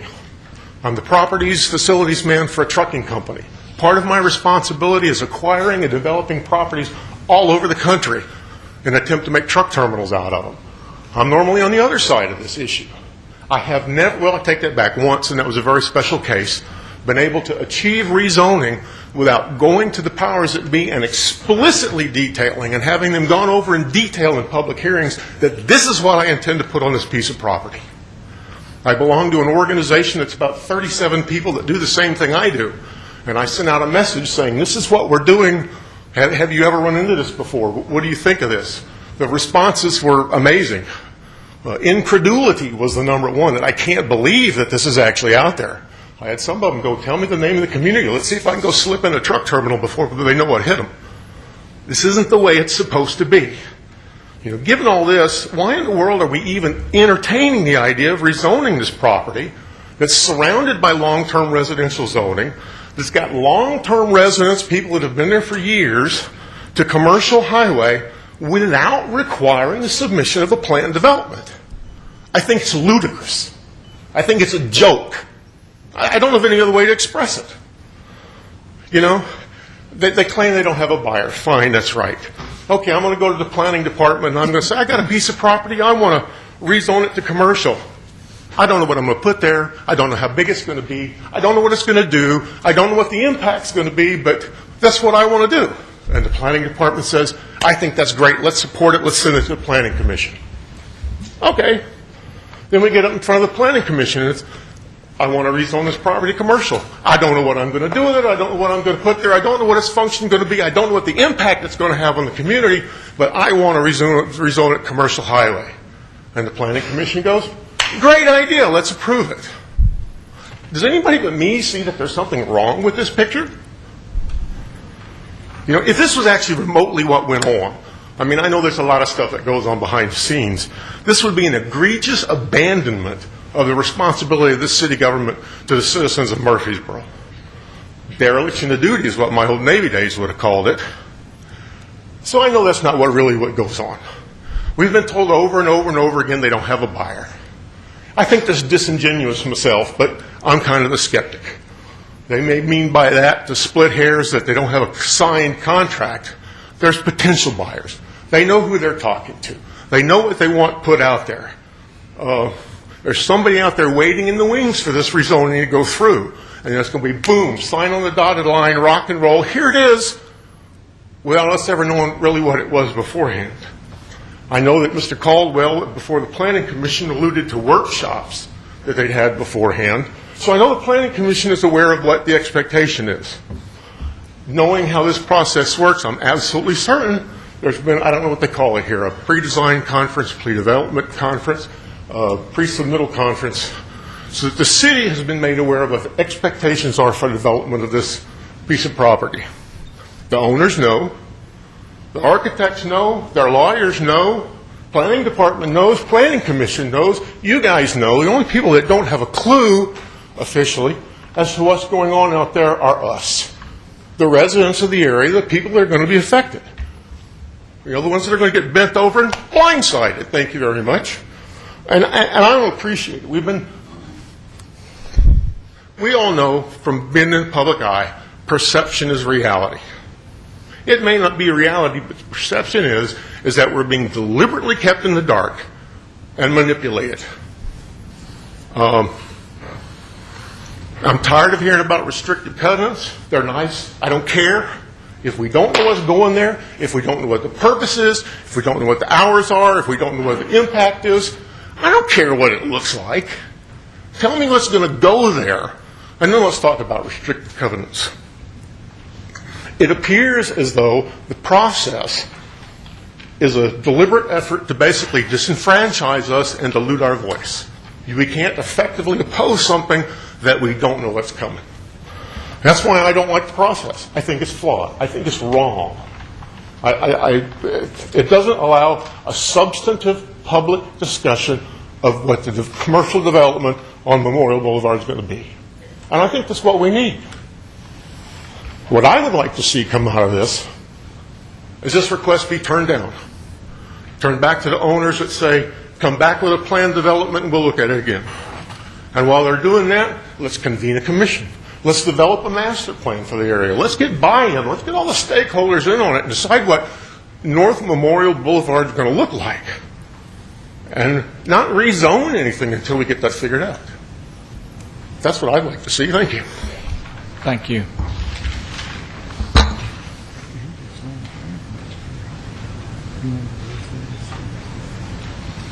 Anyone else wishing to speak for or against?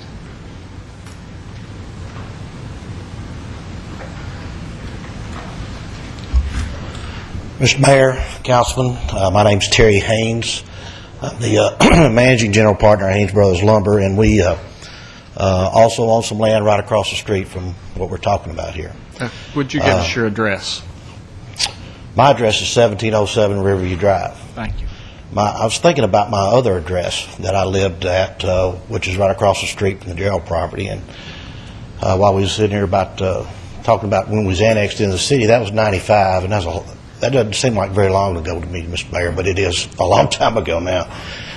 But I started out a route number when I first moved out there, and then I became 3239 Lebanon Highway, and then I became 3239 Memorial Boulevard. So I've been through 3 addresses when I lived there the whole time. I raised my family there.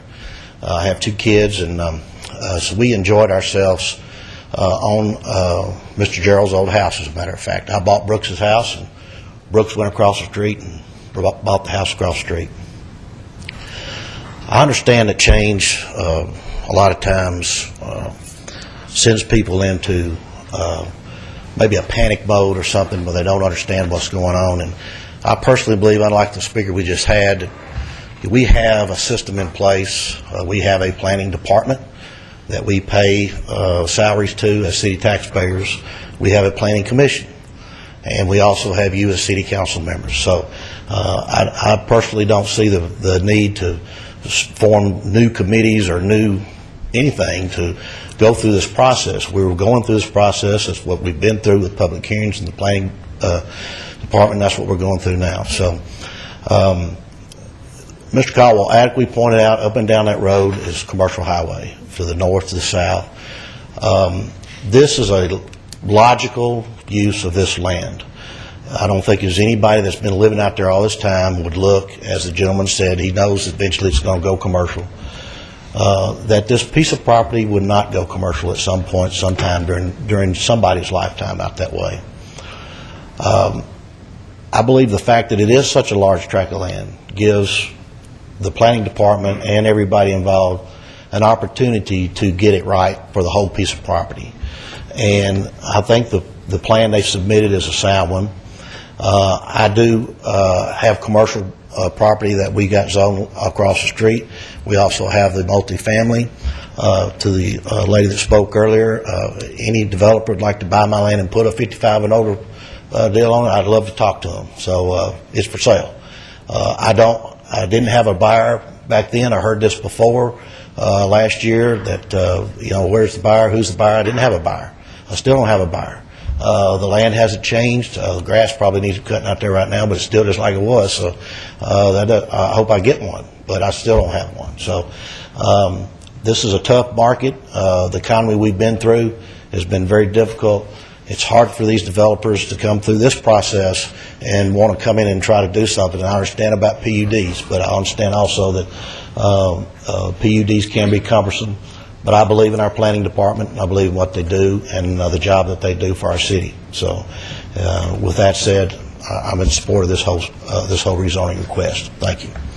Thank you.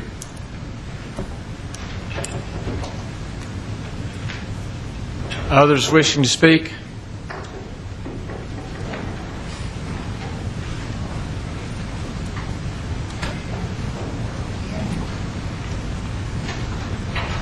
My name's Randy Fan. I live at 2207 Londonderry Drive, a little bit around the corner from Thompson Lane.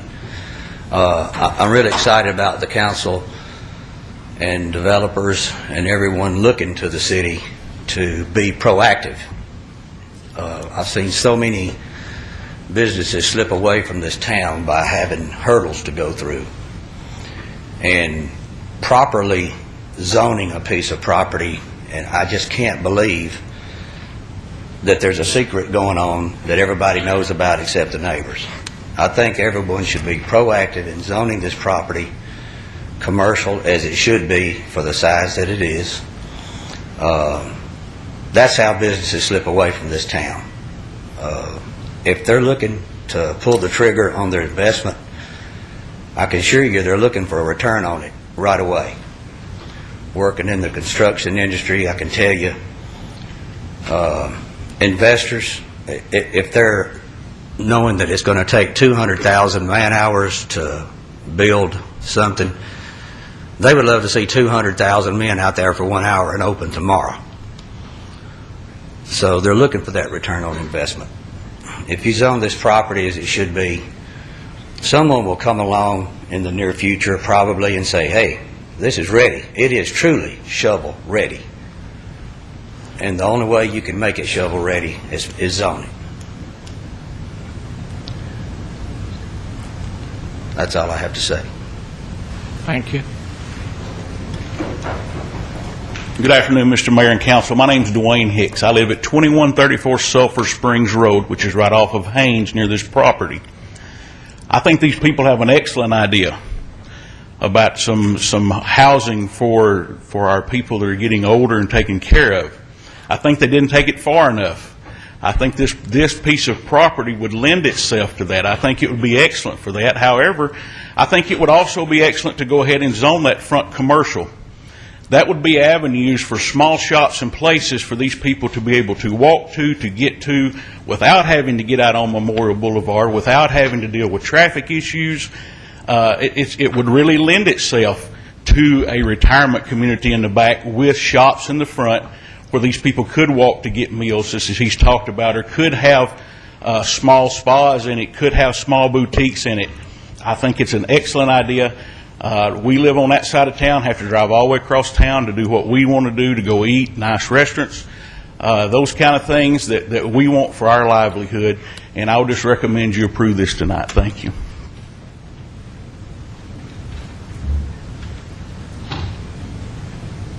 Others wishing to speak?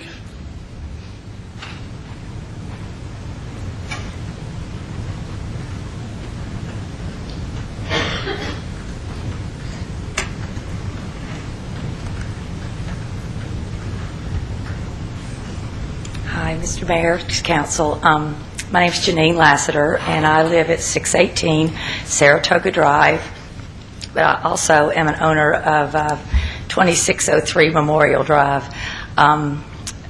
It is right across the street from State Farm.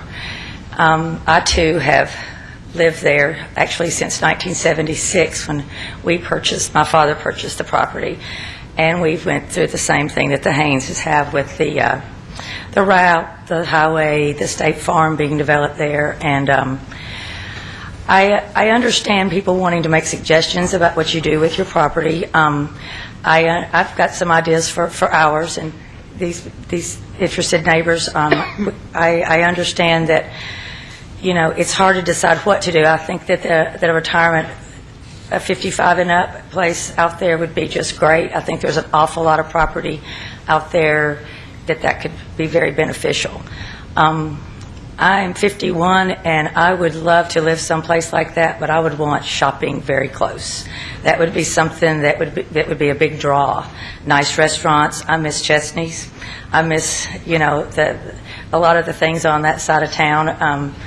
Some of my customers, I've got a remodeling kitchen and bath business, and they are so excited, the ones that I'm doing their homes out there for the Camino Real.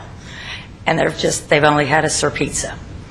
So I see a lot of options for that area, and I feel that the council and the planning commission will take this very, very seriously and making it something we can all really be proud of. And I'm very much for the commercialization out there. Thank you. Thank you. Anyone else?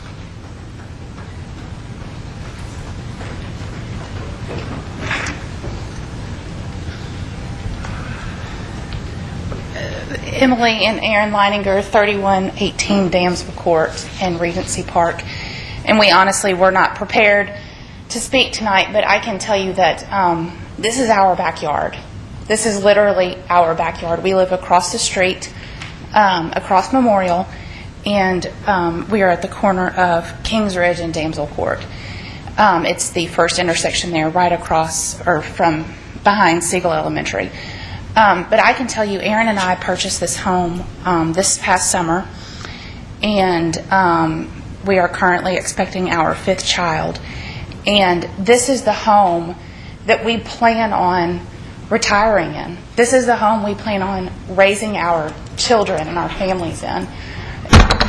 For, until, we need to go to a retirement community. And I'm not sure if that's the solution. I don't know what the solution is. I can tell you I am extremely concerned and there are the rumor mills and all of those things that go around, but I'm extremely concerned about you rezoning it as commercial. With all due respect, sir, you talked about the traffic lights. No, please don't, because when you put those traffic lights up, people are going to cut through my neighborhood, and they're going to speed down the street where my children are playing. I can tell you that the people that are here that have spoken in support of this, they don't live right there. They're off, a little bit, a ways. They live across town. I mean, they're not right there. This is our neighborhood. This is my backyard. Please, we are just adamantly opposed to, and I'm not sure what homeowners, have supported this in the Regency Park subdivision, but the ones that we are aware of are vehemently opposed to the rezoning of this property. It's going to increase the traffic, thus making the streets less safe for our children. And when you zone things commercial, the statistics will show you that the crime is going to increase. Period. That's what's going to happen, and I don't want to invite that into my neighborhood and into my home. And so I would just, please do not rezone this.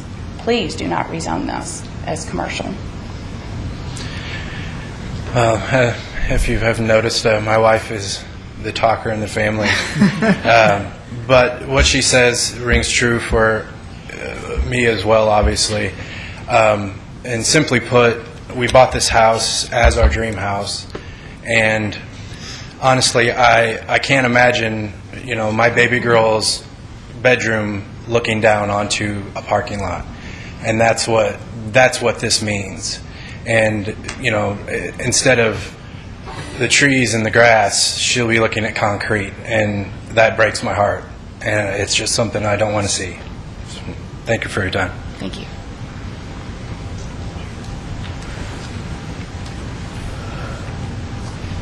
Anyone else?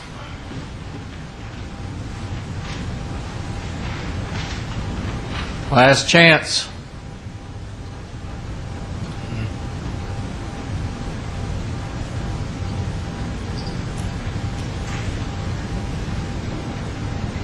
Good evening, Mayor Bragg and members of the council. My name is Bill Huddleston. I reside at 2357 River Terrace Drive, so I'm here tonight as a resident of the north side of Murfreesboro, and I'm here to urge you to approve these rezonings as proposed. I believe in this process. I believe in our planning department. I believe in our police department. We need more commercial on this side of town. I believe this is a progressive vision, and it makes sense on a 5-lane highway. Thank you. Thank you. Anyone else wishing to speak?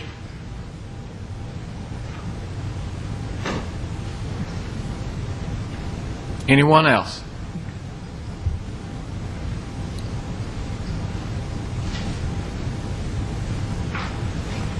Last chance.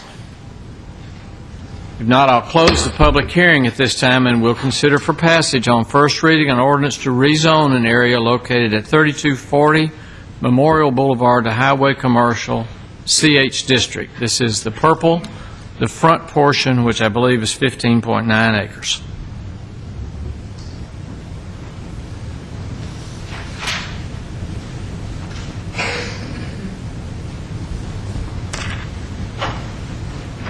May I ask a couple of questions, Mayor? Certainly.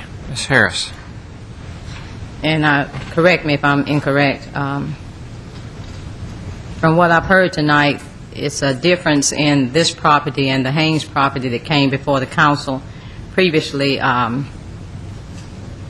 They spelled out the limited types of occupancies that are going to be in this area. 6 feet trees as a buffer as opposed to, 8 feet as opposed to 6. The building material was spelled out as far as brick, stone, marble. There will be no windows or decks facing the residential area. And if it's 3 stories, it's going to be at least 80 feet from the residential area. The trash compactors are going to be not within 80 feet. 30-year shingles, and only emergency access off of Brent Mead. Is that correct? That's what's different from the Haynes properties. Did I hear that correct? Is that correct, Ms. Ely? Do you know? I'm not really sure what she's asking. Is it the difference in the restrictive covenants between what was recorded with the Haynes property and what's being proposed now? Yeah, this is, Mr. Murphy drafted them both. this is the difference.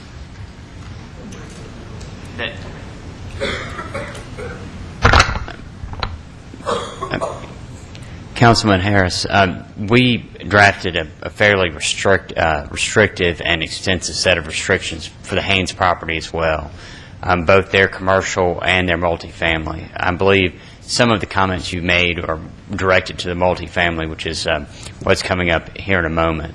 But there was an extensive set, and we used those as a template for the discussion with the neighbors on this property and have gone above and beyond what was agreed to on the Haynes property as well. So I think what you said is true. The Haynes property, there were restrictions on it, but we've gone above and beyond those as well for this property due to the nature of the types of development that would be on this property. The commercial is going to be a little larger, the multifamily a little smaller in terms of its footprint. So the answer to your question would be yes. Thank you so much. Other questions?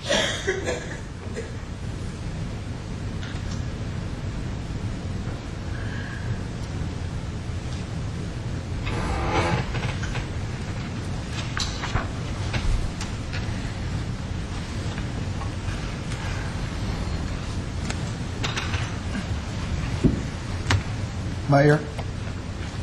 Yes, sir. Mr. Young. As a longtime resident of North Murfreesboro and having many friends in the area, and I've received emails and phone calls with legitimate concerns about this rezoning. But if you just look at where it is on a 5-lane highway and the fact that I can't even envision a residential development on this property, it's just designed for commercial, and that's saying what the property is best used for. Okay, so let's assume that that's the best use for the property. Okay, now what we need to do is to make sure that that property is developed in the best way to protect the existing neighborhoods, to make sure that the traffic flow goes well, to make sure that the dumpsters are hidden and the sounds and things like that do not affect the neighborhood as much as we can. I think a good model was the Haynes property. I think the Planning Commission and the developers and the land architects and this council worked out a pretty doggone good plan to make those things fall into place. Granted, it's not pleasing everybody 100%, but if you look at a map and you say, this is a 5-lane federal highway, would I build my dream house on this lot? The answer is going to be no. So what we want, if that's the answer, is to make sure that that commercial development is the best that it can be. And we've had a model with the Haynes, and I'm repeating myself a little bit, but we've had a model with the Haynes where we've listened to the neighbors, we've had meetings, we've had public hearings at the Planning Commission, which are not legally required, if I understand that correctly, Ms. McGann. So we have had a lot of input, and the process does work. And I think for the best use of the property, and someone had mentioned that the north side of town is underserviced. I had to call a friend who lives in the county about a mile north of the city limits, and he said, I got to drive a long way to get services. I need something out on my end. So the need is there, the property is there, and the restrictions and the planning have been put into effect. So with that, I move for approval. I'll second. All right, you have a motion and a second. Any other comments or questions before I ask Ms. Wright to call the vote? I've got one comment, Mayor. Mr. Smotherman. I guess it was pointed out the admiration or fond memories we have of Chesney's and the Cotton Patch. Had those properties not been zoned commercial at one time, we would have never had those things. We're talking about a 5-lane road here. We're not talking about the little 2-lane road that we grew up with. It is a road that carries a ton of traffic. It is primarily commercial already. Probably the whole shame in this whole thing, as far as the way I see it, is the fact that we developed residential areas so far out to Memorial Boulevard. That was probably the mistake to begin with. We should have probably in the past planned of what was going to take place, and I understand that in some of the statements that were made, they desired better planning or a master plan or a planned development. And I understand where you're coming from. I like the idea. The only thing is, in this economy, who is going to invest money in a piece of property when they don't know what they're going to be able to do? It's too slow a process to take your money, buy the property, and risk it not knowing what the property will be changed to. You have to have the property shovel-ready so that, as Mr. Fan pointed out, we have to have it shovel-ready in order to attract businesses. Hopefully somebody will open up a business on this piece of property that is Chesney's or Cotton Patch that we'll all enjoy in Murfreesboro. But I do think this property is inevitably going to have to become a commercial property, and there's nobody that wants to defend the neighborhood in Murfreesboro more than myself. But this particular piece of property, I don't think we have much choice. So, having said that, I'm ready to vote whenever you are. All right. Anyone else? And one other thing, Mayor Ms. and Harris. council members, I know we all received a couple of letters from people who could not be here, but it's my understanding, and I do like to respect the opinion of everyone, but it's my understanding at a public hearing we only address people that are present. Is that correct? Because we all received letters that they wanted to be read here tonight. I just wanted to address that. We received letters, I think it was 2, is that right, council members? 2 letters from 2 people that wanted to be read. Ms. Scales, I received 2 letters that people requested that they would be read during the meeting. In respect for those who show up, I'm not sure we want to get in a habit of reading letters from. And I agree. I just wanted to emails, address but- that, just to respect, acknowledge that they did. But we did receive their letters, yes. And we don't want to open that up, but I just wanted to respect. They took the time to write the letters to address that. Thank you. Thank you. Any other comments before I ask Ms. Wright to call for the vote? Also, these type of projects, when they happen, will probably escalate the need for traffic management along Memorial Boulevard, which can get a little cumbersome now, because instead of blowing down the road, you have to stop a little bit and let people out of Brent Mead in particular. But everything Doug and Mrs. Harris and Ed is correct. That property is it is what it is, and that's why I second the vote. All right, Ms. Wright, will you please call for the vote? Call the vote. Mr. Gilly? Aye. Ms. Scales Harris? Aye. Mr. McFarland? Aye. Mr. Smotherman? Aye. Vice Mayor Washington? Aye. Mr. Young? Aye. Mayor Bragg? Aye. This time pursuant to a resolution adopted by the City Council on August the 16th, 2012, we'll conduct a public hearing to consider rezoning approximately 9.76 acres located at 3240 Memorial Boulevard from a single-family residential 15 RS-15 district to residential multifamily 16 RM-16 district. R. Brooks Gerald Trust is the applicant. Notice of the said public hearing was published in the September 9th issue of the local newspaper. Ms. Ely, will you be making any other comments? No. All right. Mayor Bragg, I just wanted to incorporate my previous statements, if that's okay, into the record verbatim. Thank you.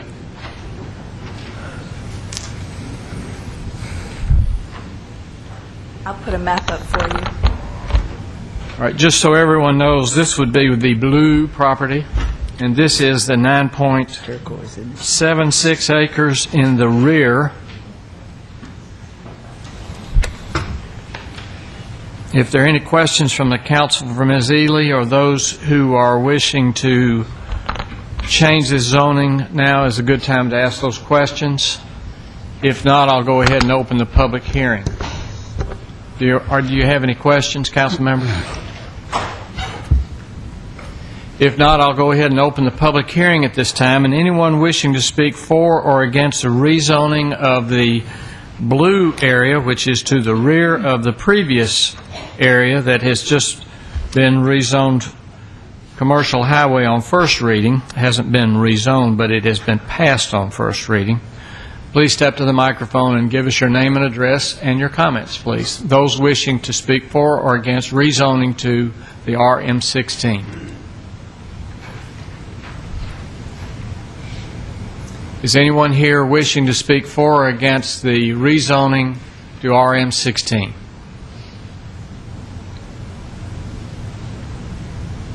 Last chance? If not, I'll close the public hearing. At this time, we'll consider for passage on first reading an ordinance to rezone an area located at 3240 Memorial Boulevard to residential multifamily 16 RM16 district.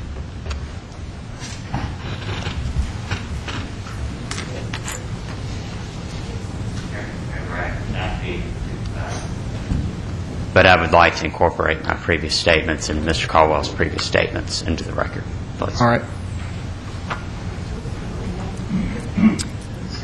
All right, council members, do you have any questions regarding rezoning to RM16? Move for passage on first reading, Mayor. Thank you, Mr. Gilley.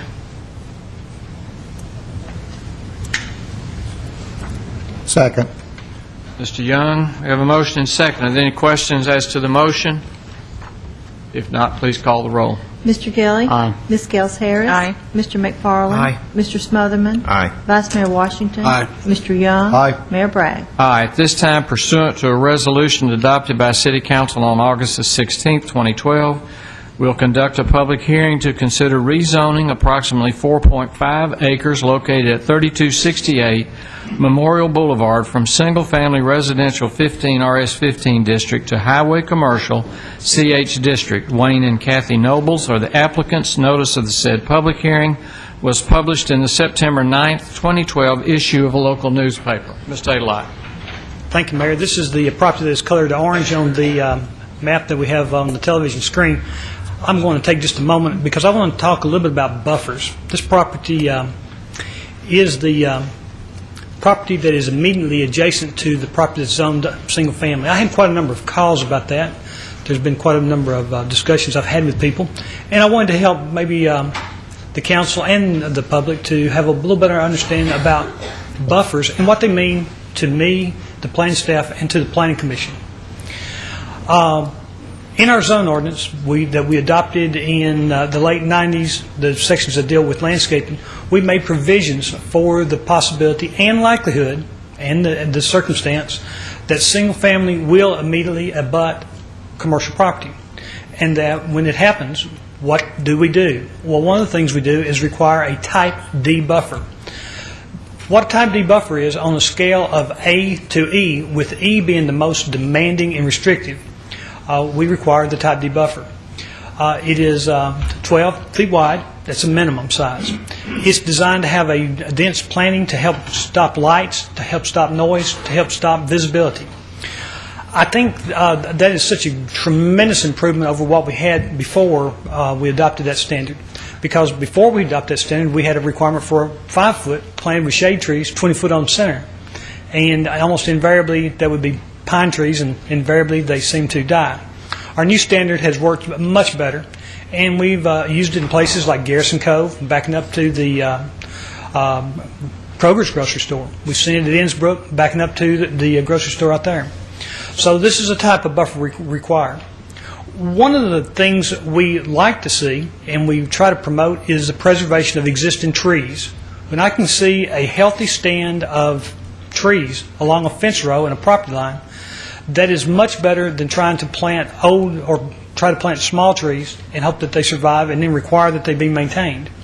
While we will require that there be a warranty surety posted on landscaping that's installed for a buffer, an existing living tree is always much better.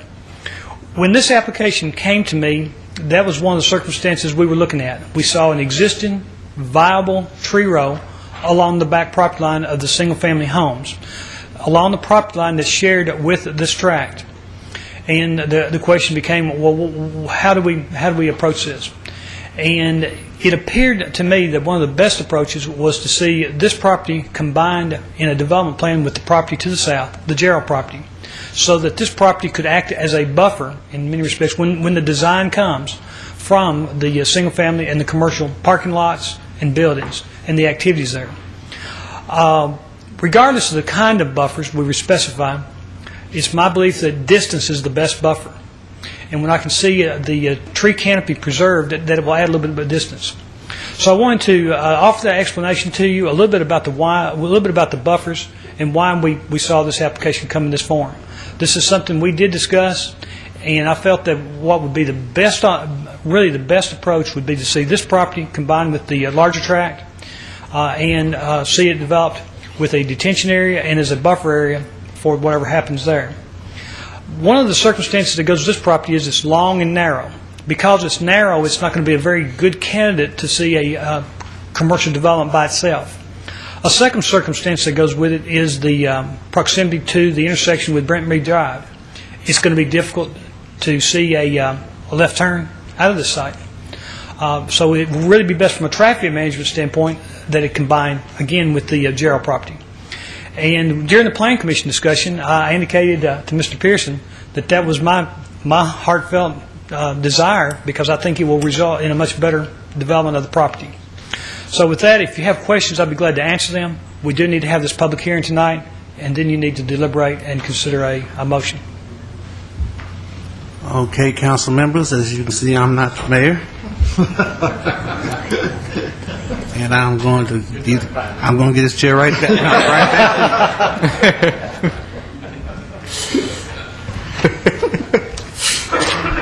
Thank you, Vice Mayor. No problem. All right. Did we have some questions for Mr. Alott before I open the public hearing? No. All right. Then this public hearing would be for the area called Orange. This is to the side, the 4.5 acres. I believe I'm correct. And that would be zoned, it's proposed to be zoned for commercial highway. Is anyone here wishing to speak? I'm going to open up the public hearing at this time, and anyone wishing to speak for or against, please step to the microphone, give us your name and address.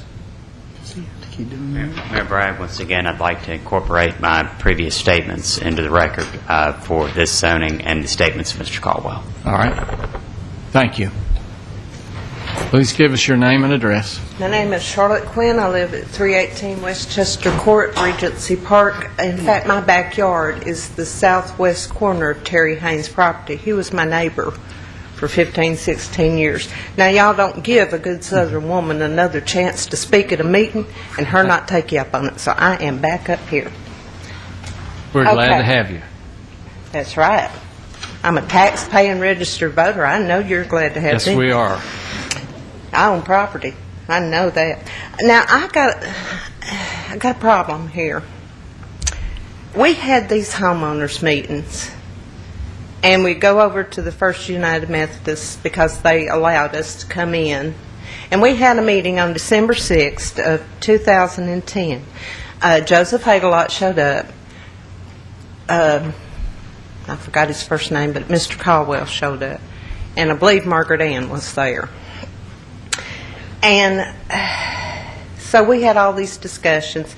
And Mr. Adelot said a couple of things in that meeting. And one of the things he said, and I've checked with 2 or 3 people, we all took the same thing down. And what Mr. Adelot said is he wanted to advise the homeowners in Regency Park and Brentmead subdivisions that the city does not zone property for commercial use that directly connects to pre-existing residential property. What changed?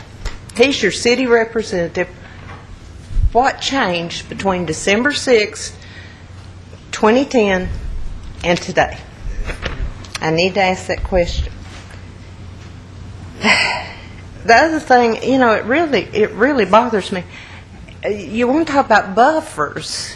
Now, I suggested the buffer between my property and the Haynes be a 10-foot brick wall with Constantine wire across the top. I thought was appropriate so I could retain my property value and safety. 20 feet of trees and bush to separate those houses in Brentmead from a commercial development. I'm sorry, but that's the most asinine proposal I've heard in a long time. Y'all need to give them something more.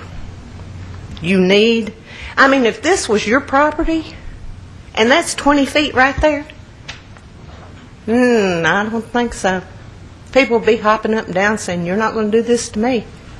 So don't do this to those people over there in Brentmead if you're not going to be willing to do it to your own property if it ever comes up. You know, there's 442 people in Regency Park, 370 in Brentmead. You're going to offend a lot of people if you don't put some more cohesive, non-invasive, non-intrusive development there. You got to think seriously. You got to really think about this. I mean, I know that Brick said that he came out of that meeting feeling positive, and there was some positive things on July 10th. But the one thing we all came out with was, well, they got the gold mine, we just got the shaft. And I'm going to say one other thing. I saw Matt Murphy sitting here. Folks, he's a local treasure. Y'all need to build a fence around him. I love that man, I tell you. We have always been diametrically opposed. It doesn't stop me from respecting him. My ancestors hit their toenails in Rutherford County in 1794. That's the earliest I can go back and find. And they killed Indians over there in the area where I live. And his relatives came in a little bit later. But my relatives helped develop the first bank in Rutherford County. They were a judge, an alderman, a banker, businessman. You might have heard of them. I'm hard-pressed driving the city without seeing my mother's surname plastered everywhere. You ever heard of the Barfields?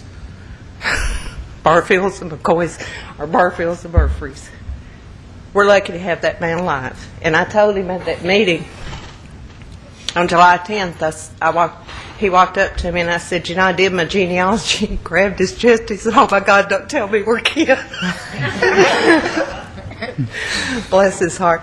And I had to tell him, no, that our ancestors were diametrically opposed. And here we are hundreds of years later, still on opposite sides, but still respectful. And, you know, we need cohesive development out there. I am concerned that the way this traffic situation, we're going to see people shooting up North Thompson and up Kings Ridge and up Regal and coming into Regency, people who don't need to be there. People who go to these commercial developments are shoplifters too, criminals.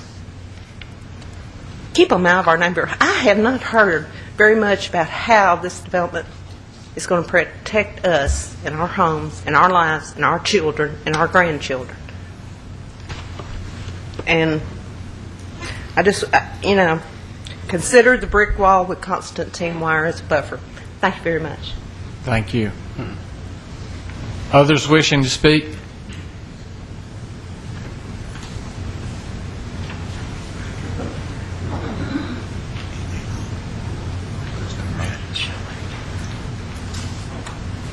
Good evening again. I'm Tom Davis. I live at 502 Bluebell Avenue. I didn't bring my soapbox with me this time, so everything's okay. A couple of quick things. I was at the same meeting Charlotte was, and that is indeed what Joseph Adelot said, was that the city would not approve new commercial zoning next to existing residential zoning. So did something change? And if it did, and we're going to do something different, the first piece we talk about abuts residential property on the southeast corner. Are we requiring a type D buffer down there at a very minimum? I didn't hear anything about that in the first presentation. Second thing, Mr. Young, is that our criteria? It's on a 5-lane highway and we can't think anything better to do with it, so let's zone it commercial? Is that what, we don't have any more imagination than that? It's on a 5-lane road, let's make it commercial? Somehow I got to think we can do better than that. And as far as your comments, Mr. Smotherman, a master plan doesn't stop development. It doesn't stop banks from lending. What it does is we get the opportunity to designate the types of commercial development that we want to see in areas. We tell the investors and the developers that this type of, this will be retail, this will be restaurants, this is what we envision here, and these types of things will welcome, and we'll rezone them gleefully. And that doesn't stop development. It enhances development. It's not an impediment, it's an aid. It's an aid to everybody involved if you get all the stakeholders involved. I've done it before, and it works. That's all I got to say. Others wishing to speak?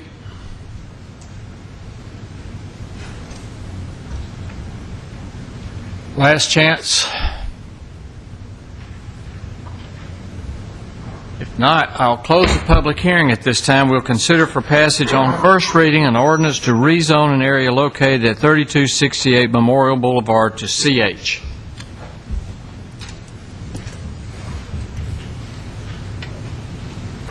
Any questions from the council of staff regarding this rezoning?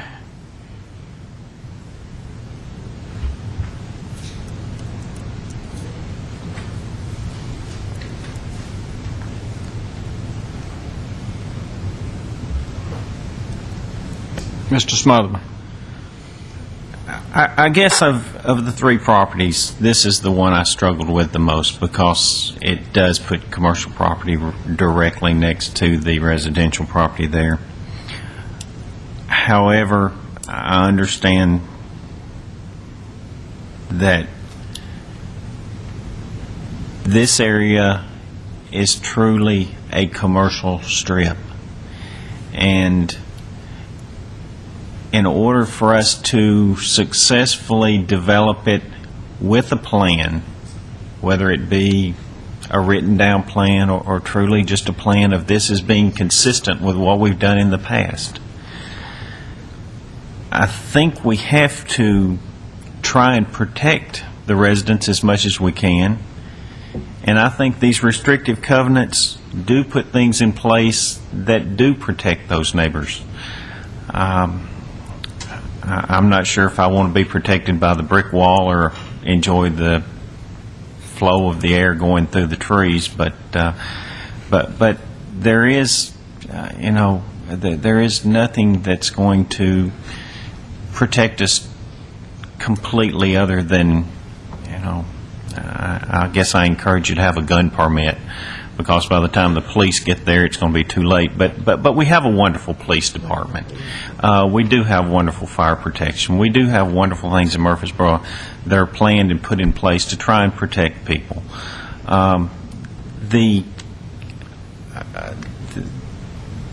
fact that we're talking about using part of this area as a retention pond, I don't think that is worse than having an apartment built right next to my property line.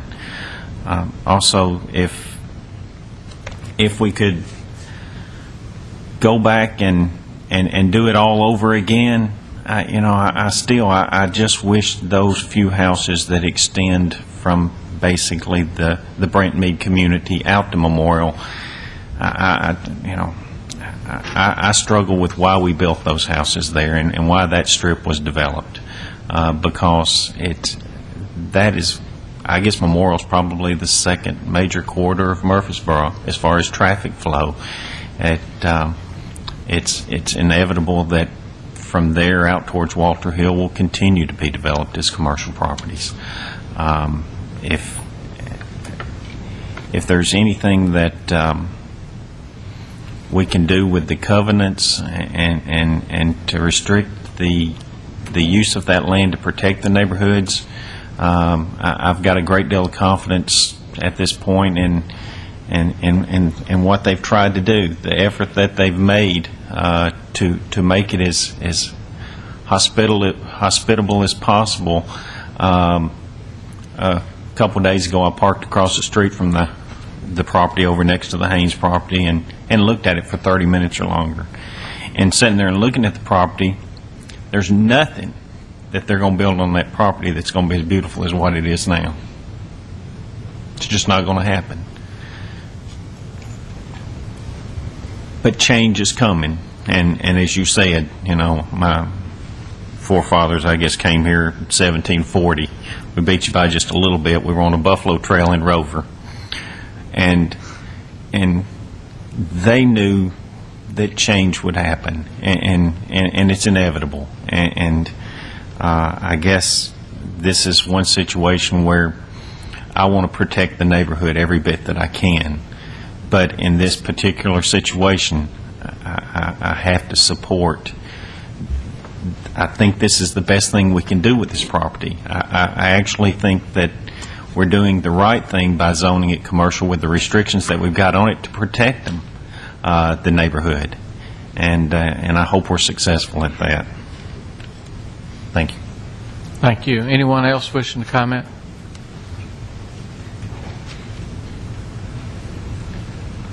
Mr. McFarland? Mayor, I think it's our obligation to make sure that the restrictive covenants are in place, but I read through all of the information we got and that we received, and one thing popped out that in the mid-'90s or early '90s that Mr. Gerald sold the property to develop Brent Mead and the subdivision around there, and so something that there's when he owned all this land and they sold to build the subdivision with a road being there, and I'm not saying that I wouldn't be very concerned, but I think that there's several instances within our city where commercial and residential cohabitate very well. And as a matter of fact, I think it's now gotten to the point where there's residents who expect those services around them. So I think that what we need to do is make sure to protect those residents on Brent Mead Drive as best we can. And if this piece of property is used as, whether it be retention or aligning traffic up or a buffer area, the trees that stay in place, realistically, the buffer is going to be greater than 20 feet. I mean, the buffer is going to be much greater, especially with a retention area there. So, we've got the opportunity to make sure that we protect those residents and at the same time put a plan in place that protects the entire surroundings. So with that, I would move for approval. Second the motion. Who seconded? Me. Thank you, Mr. Gilly. Thank you, Mr. McFarland. All right, we have a motion and second. Are there any questions as to the motion? If not, please call the roll, Ms. Wright. Mr. Gilly? Aye. Ms. Gels Harris? Aye. Mr. McFarland? Aye. Mr. Smotherman? Aye. Vice Mayor Washington? Aye. Mr. Young? Aye. Mayor Bragg? Aye. Thank you. At this time, pursuant to a resolution adopted by City Council on August 23, 2012, we'll conduct a public hearing to consider a proposed amendment to the planned residential development PRD district located along Compton Road. Compton Road Builder Group is the applicant. Notice of the said public hearing was published in the September 9, 2012 issue of a local newspaper. Ms. Ely. Thank you, Mayor Bragg. Members, our fourth public hearing this evening is to consider property that's located south of Compton Road. It's shaded purple or blue on the map that you have before you. I think the shades show up whether it's printed or on the screen. Which is it? Is it blue or purple? I think it's purple. Let's periwinkle. call it purple. Okay. Actually, he just nailed that. That is periwinkle. Oh, I thought Mr. Young was colorblind. No, it's periwinkle. Please proceed. Okay. The property is 7.26 acres, and it was zoned PRD, Planned Residential District, in 2005, under the name Compton Place PRD. The properties to the south are zoned RS-12, Single-Family Residential District, and are part of developing single-family subdivisions in the city. The properties to the east and to the north are in the unincorporated area of Rutherford County, and you can also see that there's a small triangle shape located at the northwestern corner of this property. That property is also zoned, or is also within Rutherford County, not in Murfreesboro city limits. It currently has one single-family dwelling on that property. In 2005, when this property was zoned PRD, I think we were seeing lots of PRDs at that time, it was approved to have 60 dwelling units on it with a with 2-car garages for each unit. The property development began on the property, and if you've been out there, you can see that there's some infrastructure. You can see they've started working on some, I guess, water, sewer, and they started kind of cutting the road in, but it was never finished. The bank took the property from the previous owner, and it sat just kind of, I guess, furrow for some time. Mr. Howard Wilson negotiated with the bank to purchase this property, and he is coming before you today to request an amendment to the existing PRD, Planned Residential District. The development pattern for this property, a lot of that is already set because the infrastructure is in place, so the plan will very much resemble what is approved. However, he is requesting to be able to build an additional 9 units. So 60 dwelling units are permitted now. That would increase the density to 69 units.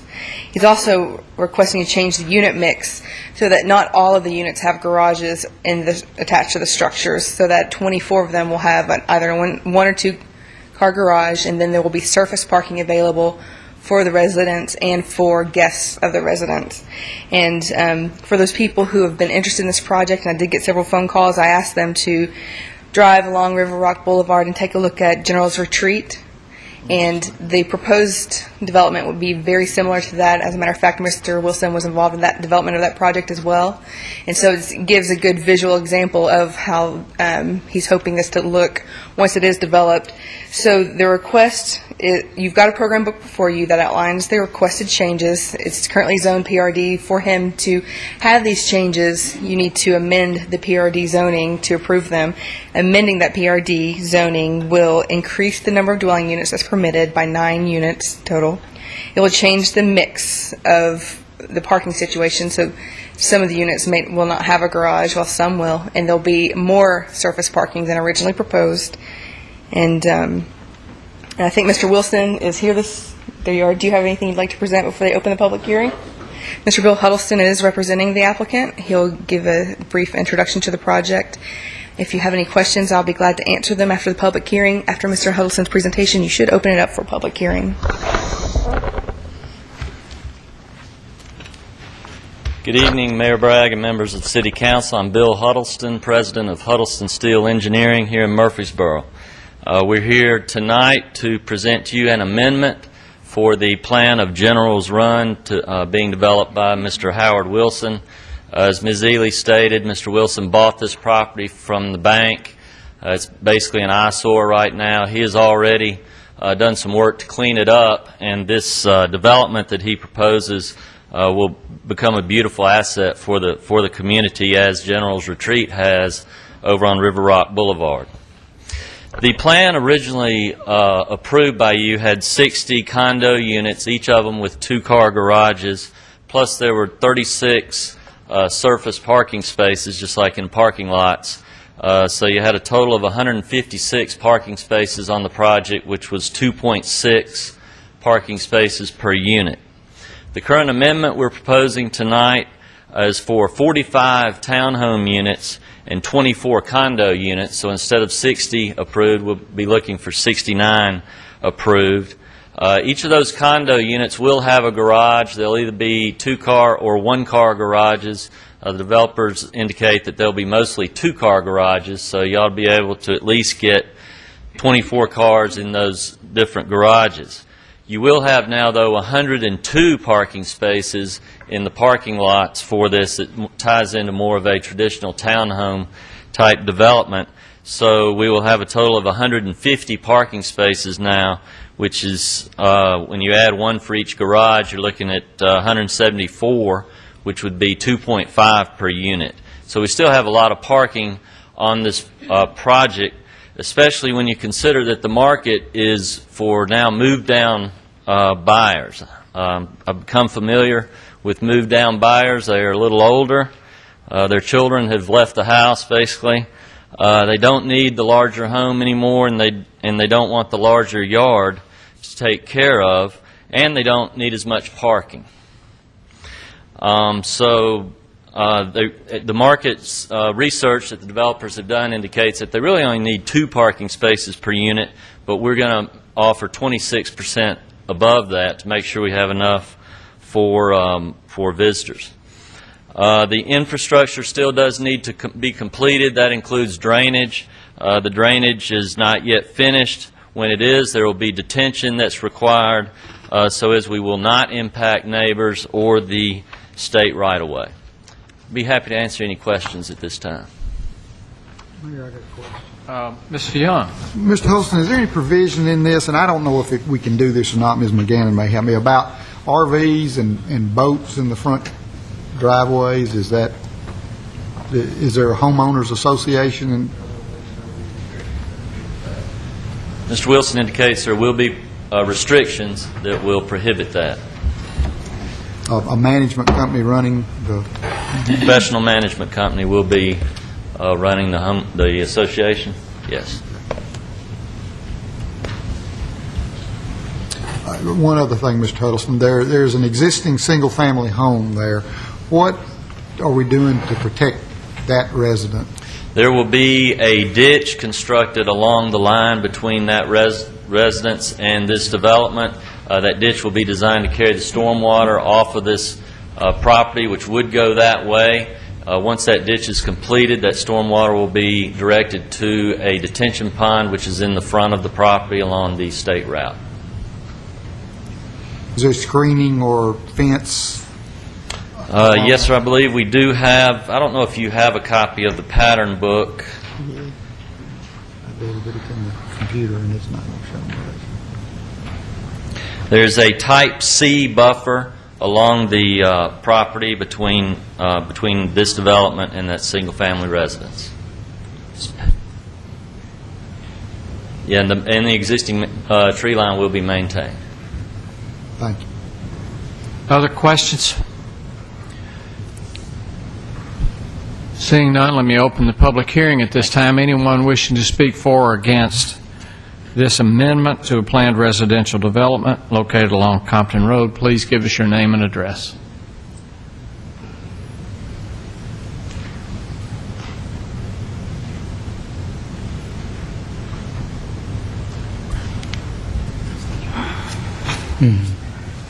It is. Good evening, council members. My name is Janet Hall. I reside at 712 Compton Road. I'm the little single family there that joins this property on 2 sides. We have lived there for 39 years this fall, my husband and I. We have had the unpleasant events for 7+ years with this property. At other meetings, we have stressed a lot of our problems, a lot of them being drainage. We have endured a lot of water coming from this property. I understand that it, went bankrupt. A lot of misfortune happened there. That did not help our situation there either. But we have already done basically everything we can to protect our property. We've had dozer work done. We've had sump pump put in. Some of the water even got in our garage. That's how bad it's been off that property. And some of this has been since the new owner has taken it, Mr. Wilson. These are our biggest concerns is the water. I know what he is saying, that there's going to be retention ponds. Hopefully this all will take care of the drainage issues. But as much problem as we've already had with all this water, I'm hoping that there's going to be some watchful eyes to continue to watch this project so we will still be safe. We could not get flood insurance. We're not the way that our property is situated. Like I said, there's a lot of things that we have done to try to protect ourselves, because as property owners, really, we shouldn't have had to do this, but if there wasn't an owner there in place at part of that time, we had to do what we had to do. The project now is going to go forward. Mr. Wilson now, I believe, is going to take forth and develop this. There's not much else that we can do to stop it. We're going to have to learn how to deal with it. But will y'all please help us deal with the water situation there and monitor it for us? Thank you so much for your time. Thank you. Anyone else wishing to speak?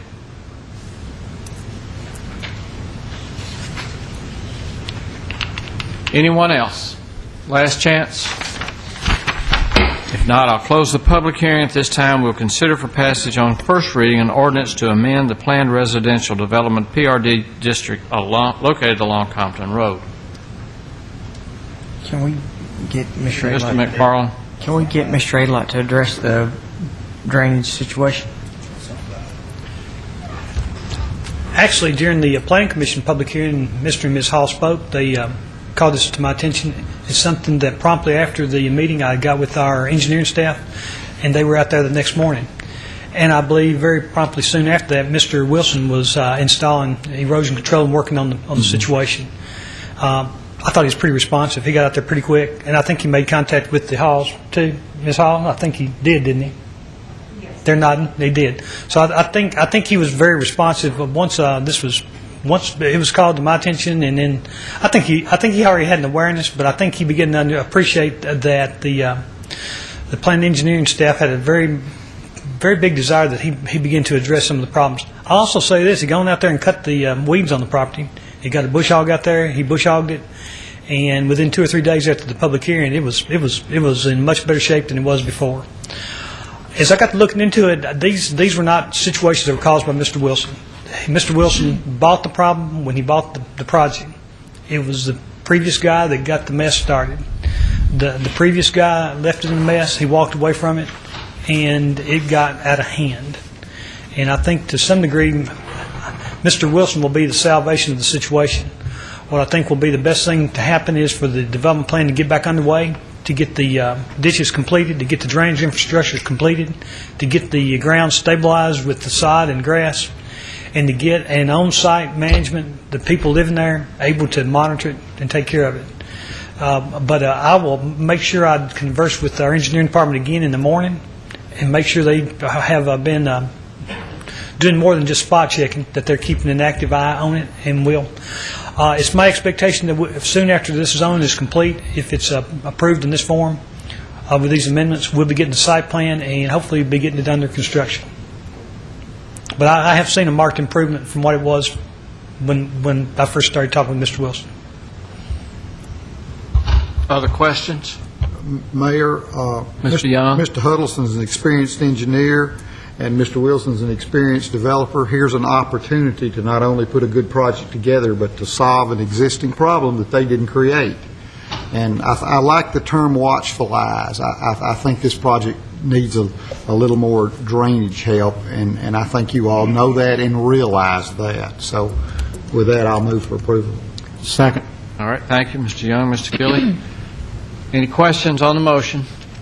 If not, call the roll, Ms. Wright. Mr. Gilley? Aye. Ms. Gales Harris? Aye. Mr. McFarland? Aye. Mr. Smotherman? Aye. Vice Mayor Washington? Aye. Mr. Young? Aye. Mayor Bragg? Aye. At this time, pursuant to a resolution adopted by City Council on August the 16th, 2012, we'll conduct a public hearing to consider amending the Murfreesboro City Code Appendix A, zoning, Section 24, overlay district regulations. Planning staff is the applicant. Notice of the said public hearing was published in the September 9th, 2012 issue of a local newspaper. Is there an amendment, Ms. McGannon? Yes, there is, Mayor. Staff would like to recommend that you change Section 2 of the ordinance, which is the section that provides for the effective date, and rather than having the standard 15 days after passage upon third and final reading, that you amend it to provide that the ordinance would take effect immediately after its passage on third and final reading as an emergency exists. Public welfare and welfare of the city require its adoption as an emergency ordinance. That would allow it to take effect immediately so that both it and the subsequent item on the agenda providing for a particular plan sign overlay district could take effect immediately. All right. Ms. Ely, I didn't mean to step on you there, but we've gone through this in 2 readings already. Council members may be well aware of this issue. If there's any questions regarding it, we could bring those up now. If not, is there a motion to amend, as Ms. McGannon has asked, to change the effective date to immediately upon passage? Move to approve the amendment. We're going to do that next, I think, Melissa, what you're saying. All right, Mr. Gilly has moved for the amendment. Second. And a second. Is there a question on the amendment? Please call the roll. Mr. Gilly? Aye. Ms. Scales Harris? Aye. Mr. McFarland? Aye. Mr. Smotherman? Aye. Vice Mayor Washington? Aye. Mr. Young? Aye. Mayor Bragg? Aye. So now you have to consider Public hearing. a public hearing. Yes, that's what I said, a public hearing. Consider. Got my words all mixed up. So we will have the public hearing at this time. Anyone wishing to speak for or against this overlay district regulation changing our Appendix A, please step to the microphone. Anyone here wishing to speak for or against? If not, I'll close the public hearing at this time, and we'll consider for passage on third and final reading an ordinance as amended to amend the Appendix A zoning section 24 overlay district regulations. So moved. Thank you, Mr. Gilly. Second. Mr. Young, please call the roll. Mr. Gilly? Aye. Ms. Scales Harris? Aye. Mr. McFarland? Aye. Mr. Smotherman? Aye. Vice Mayor Washington? Aye. Mr. Young? Aye. Mayor Bragg? Aye. At this time, pursuant to a resolution adopted by the City Council on August the 16th, we'll conduct a public hearing to consider zoning an area located along Joe B. Jackson Parkway as a planned signage overlay PSO district. U.S. Real Estate Limited Partnership is the applicant. Notice of the said public hearing was published in the September the 9th, 2012 issue of a local newspaper. Ms. Ely. Our final public hearing this evening is to consider adding the PSO planned signage overlay district to the property for which the Amazon is being built on, located south of Joe B. Jackson Parkway and along Interstate 24. It's identified in the map on the screen before you. The property is currently zoned for industrial purposes, and with the amendment that you recommended approval with as the previous agenda item, it is now eligible to be zoned PSO in addition to the its base zoning of an industrial district. Your PDFs, and also I had distributed to you a program book which shows the proposed signage for this development. The planned signage overlay district is intended for properties that are more than 20 acres, and this is, and that are unique within Murfreesboro. Examples of property that are zoned PSO in Murfreesboro are the Avenues, Middle Tennessee Medical Center, and Stones River Mall. So with the change, this property would be eligible to be zoned PSO. The applicants have studied the zoning ordinance, and Mr. Matt Taylor has studied the zoning ordinance and realized with the signage that they believe they need to be successful as the facility for which they are, that they need some more signage than is permitted under a zoning ordinance. The signage is not something that's expressly prohibited in our sign ordinance, so there's no electronic signs here. It's just there's some additional signage to help the many, many vehicles, mostly tractor trailers, that will be visiting the site, to know where to go, to know where they need to go to load, to know where they need to go to check in, and those sorts of things. So you can see in your program books that the type of signage is mostly directional, and it just helps those visitors navigate the site. If you do approve this PSO, then the Amazon would be able to have the signage they've requested. Mr. Matt Taylor here is representing the applicant. Do you have anything you'd like to present? He doesn't, but he'd be glad to answer questions that you might have about this application. And I'll be glad to answer any questions after the public hearing as well. All right. Thank you, Ms. Ely. Are there any questions from the council? Ms. McGannon, is there an amendment? I think you would do that after you close your public hearing. Be happy to. Any questions before I open the public hearing? If not, I'll open the public hearing at this time. Anyone wishing to speak for or against this rezoning or this zoning will be asked to come to the microphone, give us your name and address. Is there anyone here wishing to speak for or against? Anyone at all? If not, I'll close the public hearing. At this time, we'll consider for passage on third and final reading an ordinance to zone an area along Joe B. Jackson Parkway as a planned signage overlay PSO district. Ms. McGann, is there an amendment? Yes, Mayor. Staff would suggest that you amend Section 3 of the ordinance to provide that it would take effect immediately rather than waiting the standard 15 days. All right. Is there a motion? Move for approval, including amendment. Second. Nope. No, you got to approve the amendment. Then you can't do it in one fell Move for swoop. approval of the amendment. Move for approval, period. I would No, of the amendment. I would withdraw my original second because Mr. Young messed up. And now I would like to You will now second his corrected motion? second his corrected motion. I'm going to You the are bathroom. such the perfectionist, Mr. McFarland. If you're going to do something, it's worth doing it right. Can I move the previous question? Yes, certainly. Thank you. All in favor say aye. Aye. No. Shane seconded his motion, and now I think we're ready to call the roll on the amendment. Mr. Young made the motion to amend. Mr. Perfect McFarland made the motion, made the second. You mind telling my which wife is- that?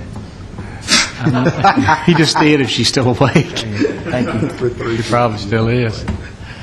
Please call the roll, Ms. Wright. Mr. Gilly. Aye. Ms. Gels Harris. Aye. Mr. McFarland. Aye. Mr. Smotherman. Aye. Vice Mayor Washington. Aye. Mr. Young. Aye. Mayor Bragg. Aye. At this time now, will you make a motion to consider for passage on third and final reading this ordinance as amended? Go ahead, Doug. So moved. Thank you. You're welcome. Is there a second? Second. Thank you, Mr. Smotherman. Get me out of here, Percy. Call the roll, Ms. Wright. Mr. Gilly. Aye. Ms. Gels Harris. Aye. Mr. McFarland. Aye. Mr. Smotherman. Aye. Vice Mayor Washington. Aye. Mr. Young. Aye. Mayor Bragg. Aye. At this time, we'll consider recommendations of the Information Technology Director, who, bless his heart, got put at the foot of the agenda. That's that kind of the reserve for the newbie. You know what I'm saying? I appreciate that. Yeah, so this will be to approve the purchase of Civic Plus content management system to improve website design and functionality, and to approve a contract with Weston Engineering for additional consulting services to develop a citywide information technology strategic plan. Mr. Lilly, welcome. Thank you, Honorable Mayor. I know that's a mouthful. First, I'd like to say good evening to Mayor and also the members of the council. Thank you for having me up here. There are two items that I'd like to bring to the council for approval. My first request is for the approval of the purchase of a new implementation and software solution to power the city of Murfreesboro website. The IT department wishes to contract with Civic Plus Incorporated to rebuild and power a new website for the city of Murfreesboro. The new design will enable the city of Murfreesboro to provide a website that focuses on community engagement. We'll be able to organize and share information that is most important and create an online structure to help residents find what they need quickly. We are currently using a CMS 400.net system to power our website. This system was developed in 2003 and requires web development expertise to configure or redesign our website. This presents a challenge in updating areas of our website efficiently. Our last major redesign occurred in 2008. This predates several technology advancements such as mobile and smartphone website accessibility. Our goal is to use Civic Plus best practices in redesigning and maintaining the city's website to become a powerful communications hub that we will use to better connect with our citizens. Several innovations are included with the Civic Plus software, such as a Parks and Recreation suite, mobile access detection, an alert center, readership reports that will help us to determine the interest of our visitors, and many other advancements. The total cost of Civic Plus is $64,893.51 and $9,522 annually, starting the second year for support and maintenance. This expense for a new website solution was budgeted and approved in the 2012-2013 fiscal year budget. I now open for discussion. All right, any questions for Mr. Lilly regarding this recommendation? As updates and new technology become available, are they automatically put into this? Yes, they are, with the annual maintenance contract that we of the $9,500. Thank you. Other questions? Mayor, I think we can see, just as council members, even over the last several years, that our phone calls have gone down, but our emails have gone up. So I think that residents find and expect now the information technology for them, just because it's easier. It's a better option that people can communicate, and I commend the city. Although this is an expensive proposition, it's something that people will immediately benefit from on trying to find what they need within the city resources. So appreciate Mr. Lilly working on it, and can't wait to see what the new technology is going to be like. I was sitting here tonight, we talk about technology, and Mr. Lyons, how many agendas would we have prepared tonight in paper? 200-something pages. We would have had about 35 copies at 500 pages. So we would have made 15,000 copies of paper tonight if it hadn't been for our technology. So I think this is just a way that we're continuing to improve with the city. So, and Miss Georgia continues to do a great job with that. So with that, I move for approval. Second. All right, a motion and second. Any questions? If not, call the roll, please. Mr. Gilly? Aye. Ms. Gales Harris? Aye. Mr. McFarland? Aye. Mr. Smotherman? Aye. Vice Mayor Washington? Aye. Mr. Young? Aye. Mayor Bragg? Aye. My second request is for the council to approve an additional task order onto the consulting services from Weston Consulting to aid in the development of the citywide IT strategic master plan. IT has been working closely with Weston to create a strategic IT master plan for several services of the Murfreesboro Water and Sewer Department. In developing this plan, several technology foundations and requirements have been identified. Interoperability of these foundations is crucial in implementing the success of both the citywide and water and sewer strategic plans. The Information Technology Department recommends that the City Council approve Task Order Number 4 that is attached with Weston Engineering Incorporated to assist the City of Murfreesboro by developing an information technology strategic plan. Delivery of these services will be integrated with Weston's previously contracted technology professional services for the Murfreesboro Water and Sewer Department. The cost associated with the additional scope of services is anticipated to be approximately $93,410. Consulting services for the citywide IT strategic plan was anticipated in the department's fiscal year 2012-2013 budget, and $75,000 was approved. The IT department believes that the interoperability and consistency of all city technology systems and planning to be essential in the success of the city's IT strategic plan. It would be in the best interest of the city to use one consultant firm going forward. I open for questions. Questions for Mr. Lilly regarding this recommendation? What I've seen and heard so far with the Water and Sewer Department, so far so good, and he's correct. I think you basically need to just stay with one consulting firm to be consistent. They'll be able to do an overview of everything that the city does, and starting with the Water and Sewer Department is just one step. So it's just good. It's good, efficient, cohesive use of your consultants. I hope somewhere down the road they give you a break on their prices. Is that in the form of a motion? Yes, sir. Thank you, Mr. Washington. Second. Motion second, Mr. McFarland. Any questions regarding the motion? If not, please call the roll. Mr. Gilly? Aye. Ms. Gales Harris? Aye. Mr. McFarland? Aye. Mr. Smotherman? Aye. Vice Mayor Washington? Aye. Mr. Young? Aye. Mayor Bragg? Aye. Thank you, Mr. Lilly. This time we'll consider recommendations. 1 second. Yes. Yeah. Mr. Lilly, I would like to commend you. You are doing an excellent job. Some of the programs that you have brought on board since you've been here it's making a big difference. You're really taking the city to the next level, and you're doing an excellent job.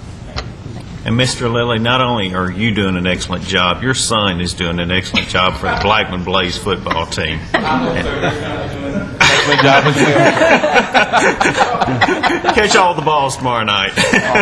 We've already talked about that. This time we'll consider recommendations of the city manager to adopt a resolution authorizing the borrowing of an amount not to exceed $46 million. Mr. Lyons. Thank you, Mayor Bragg, members of council. This is the next stop along the way in the work that we've done over the past couple months in our capital improvement plan. You'll recall in August we conducted a workshop in room 218 about the 5-year capital improvement plan, and we heard from each of the city departments. That was then followed by a presentation at a city council meeting where we went project by project on the CIP for the projects listed in 2012. Upon adoption of the capital improvement plan by the city council, we shared with you that we would come back to you with a financing plan for that. And since your adoption of the CIP, staff has been hard at work trying to find the best financing package for the CIP, which is what we have before you tonight. The resolution that you would consider this evening follows the September 13th adoption of an initial resolution that was the formal part of the process to borrow money. So what we have before you here is a resolution that would authorize the issuance of bonds not to exceed $46 million. These bonds, $40.7 million, would be funded over 15 years and bear an interest rate of 2.17%. Because there's some equipment in our capital improvement plan, we did not want to finance that longer than its useful life. So we have broken out the equipment portion that totals just under $5 million. That'd be financed for 7 years, and that bears an interest rate of 1.25%. These are historic lows for interest rates that we've seen. So this certainly shows a way that we can save interest costs for the city. As we've indicated to you in the presentation of the capital improvement plan, I want to remind you this borrowing still keeps the city well within its financial policies. We've used those as benchmarks and using credit industry standards to make sure that we can continue to afford the debt, and that is certainly the case. The borrowing and the structure of the debt has been reviewed by the city's financial advisor, PFM, and they did recommend approval. We've worked hard to try to save as much as we could on the interest cost, and we were very pleased when we saw these very low interest rates. I would say that the market has moved away from us since the point in time that we locked in these interest rates, and the rate, I think, is we've got to close the loan by October 14th before we would lose the rate lock. So there is a little bit of a sense of timing and urgency to get the loan closed. However, as we indicated to you during the CIP process, at any point along the way, the City Council's got the ability to adjust the projects that we're going to do, and so that option is certainly still available to you this evening. The resolution is for an amount not to exceed $46 million, so we would certainly welcome your input and direction at this point. Questions for Mr. Lyons regarding this recommendation? Rob, the projects that are listed on here, this isn't saying that we're absolutely doing each and every one of them. This is allowing us the ability to have the money on hand, drawing down as a line of credit at this locked-in interest rate as you bring these individual projects before us to either approve or disapprove. Is that a fair characterization? Yes, sir. So by approving this, we're not lock, stock, and barrel approving the projects go forward, do them, and tell us when they're done sort of thing. Sure. And let me make sure I'm describing it completely. That is absolutely correct. At any point before we would sign a contract, the council's got the ability to say we don't want to move a project forward. That remains your option both tonight and at some point in the future for any of the projects listed in 2012 that we would bring to you for approval. You would have the ability to say we don't want to do the project, times have changed, conditions have changed, we don't want to move it forward. I think I mentioned this during the CIP workshop. As we have begun to build a series of review and approvals by the council, that's telling us continue to work on those. And so we'll continue to work on the projects that are listed in 2012. We'll bring them to you for your consideration. But yes, sir. And so as you bring those projects, if we voted not to do them, then we would simply not borrow that amount of money of this $46 million. This is just basically reserving our right to be able to have that credit, that money to draw down at that rate. This would be a bond issue. We've done a number of borrowings with the variable rate, which have operated like a line of credit. Okay, so this is actually, okay. This is a traditional bond issue where you do get the money up front. But we would just not utilize the money. Correct. If we choose not to do the project. Yes, sir. I have a question. If we choose not to do a project, then why are we borrowing the money for it? We've got to present a package to try to ensure that we've got the money available for the projects that have been listed. We've taken the direction that we've received approvals from City Council at this point, that these were the projects that were included in it. They total just under $46 million. There's some cost of issuance costs that are included in that. But in the issuance of the bond issue, we would get the $46 million because we've heard indications that continue to work in these areas. Ms. Harris, also in further explanation, we have a budget document that we have assumed that we will spend certain monies in the future. So we've budgeted to spend that money, but there may be a time when an item comes up, for instance, like Mr. Goodwin's tennis courts, where we're not going to spend the money until we find somebody that will do it for what we want to do it for. Or we decide we're not going to do that because any expenditure over, how much money has to come to the council? $10,000. $10,000. And we may decide, even though it's budgeted, that we don't want to spend that money. So we always have a chance to look at those things. And whether we do it in a year budget or whether we do it in a capital improvement plan for a year, we can always make those changes. And I think conversely, the other thing, because we realize this, for instance, on the Manson Pike extension and then the realignment of Fortress Boulevard, that the engineers had estimated a cost of those projects, but they came in significantly lower than what we had budgeted, just because the competitive bid process. So, it also may work to where if we've estimated $15 million for Cherry Lane or whatever project we have, it may come in at $10 million. So then I guess that money we could set aside, not do anything with it, or we could budget it forward into the 2013 capital improvement plan that we say we don't have to do. We've got this money set aside. And we, during the periods of very rapid growth, we were issuing bonds every single year. We've not been in a position where we've had to issue them every single year. The number of projects have slowed down. The cost of construction bids were coming down. And so that allowed us to stretch, to go to 2 years and even 3 years between bond issues. So some of those cost savings enable us not to have to borrow money so quickly. All of us have questions, certainly, about anything that the city does, but if you do have specific questions, I ask you to talk to the city manager about those projects in particular and try to go through those with him to try to either answer any questions you have or at least to express the fact that you're not really interested in doing those projects. Yes. The one thing I would want to reiterate that we talked about during our capital improvement plan, that although we're budgeting $40-some-odd million, I think the number was that we're paying off $23 or $24 million this next year. Yes. So, I mean, in essence, we're paying off half of what we borrow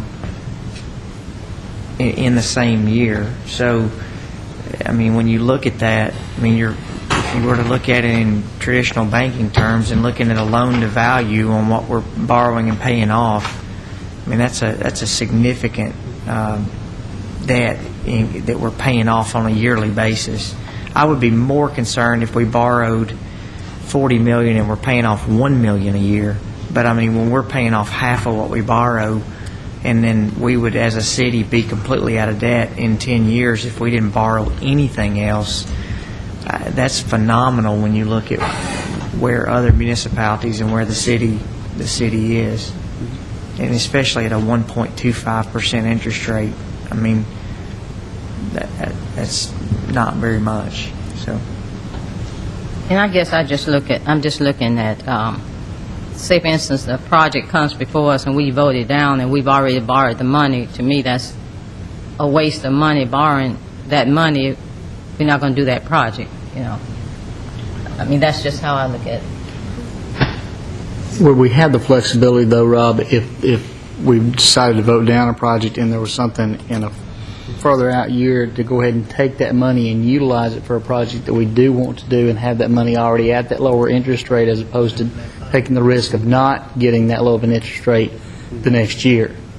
And that's why we mentioned during the workshop and then during the project-by-project review and then the initial resolution, if there are projects in this, $46 million that you definitely don't want to do, this is a great time to tell us, because then we'll lower what we borrow and move forward and not pick that project up. Even if it's in the $46 million, you'll have the ability not to do it, Ms. Harris, as you said, and we would have borrowed the money perhaps and not done that project. But if there was anything, there was a clear consensus of the council that you did not want to do, we certainly would take that direction at this point in time. Mr. Lyons, the reason I assume that we're going this route is because we really have tried to get away from the variable rate loans, which are the line of credit loans that we can lock in our interest rate for 15 years, as opposed to relying on LIBOR or whatever the prime rate is. We still believe in the variable rate. We were in a position, a few years ago, we were almost 100% of our debt was in variable rate, and the market stayed with us, and we saved significant, interest costs for the city. But just like your investment portfolio, where you want to see some diversification, it made us a little nervous that we would be all in on the variable rate. There's been changes in market conditions. Some of the national banks have had trouble that could cause our interest rate to spike up and spike up very quickly. So what we've tried to achieve is diversification. With this $46 million, that would put us to about a 50-50 split between variable and fixed.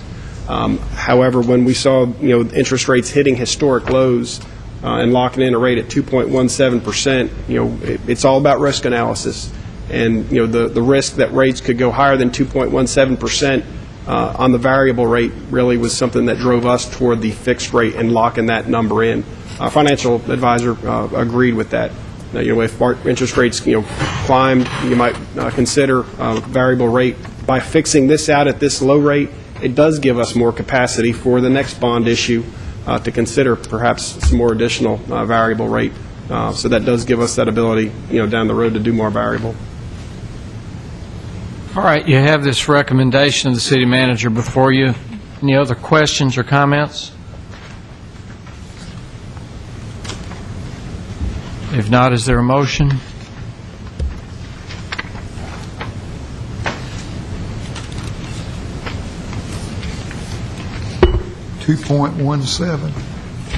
For the items borrowed over 15 years, the equipment would be at 1.25% fixed. How much would you like to borrow, Mr. I'd Young? like a little on the side if I could. Could I get some of this too, Mr. Lyons, at 2.17? Move for approval. Second. We have a motion and a second. Are there any questions regarding the motion? If not, please call the roll. Mr. Gilly? Aye. Ms. Gels Harris? No. Mr. McFarland? Aye. Mr. Smotherman? No. Vice Mayor Washington? Aye. Mr. Young? Aye. Mayor Bragg? Aye. This time, are there any beer permits? Yes, Mayor. We have a convenience store that's already existing at 227 Cason Lane that would like to add the sale of beer. They have met all of our requirements. We have a restaurant that's already in existence that's changing owners. They would like to have a beer permit issued under the new owner, and they have met all of our requirements. Where is that one? At 1145 Northwest Broad Street. All right, thank you. And then United Way of Rutherford and Cannon Counties would like to have an event at 3050 Medical Center Parkway, and they would like a special event permit. And their application is within our beer code. All right. You have these beer permits before you. Meet our requirements. Is there a motion to accept? So moved. Second. Thank you. Please call the roll. Mr. Gilly? Aye. Ms. Gels Harris? Aye. Mr. McFarland? Aye. Mr. Smotherman? Aye. Vice Mayor Washington? Aye. Mr. Young? Aye. Mayor Bragg? Aye. You have before you the statements to be considered for payment. Are there any questions regarding the statements that you have to be considered for payment, or is there a motion to pay the bills? Move to pay the bills. Second. Thank you. A motion and second to pay the bills. Please call the roll. Mr. Gilly? Aye. Ms. Gels Harris? Aye. Mr. McFarland? Aye. Mr. Smotherman? Aye. Vice Mayor Washington? Aye. Mr. Young? Aye. Mayor Bragg? I have no board or commission appointments. Any other business from staff or the council to come before the council? Mr. McFarland? Just one quick question. Since we're technically the beer board, I guess, is there a way that we could research, and I think we've talked about this before, having a line item at the bottom of our beer permit that shows how many police or complaints or calls that we've had at certain establishments when we approve a beer permit?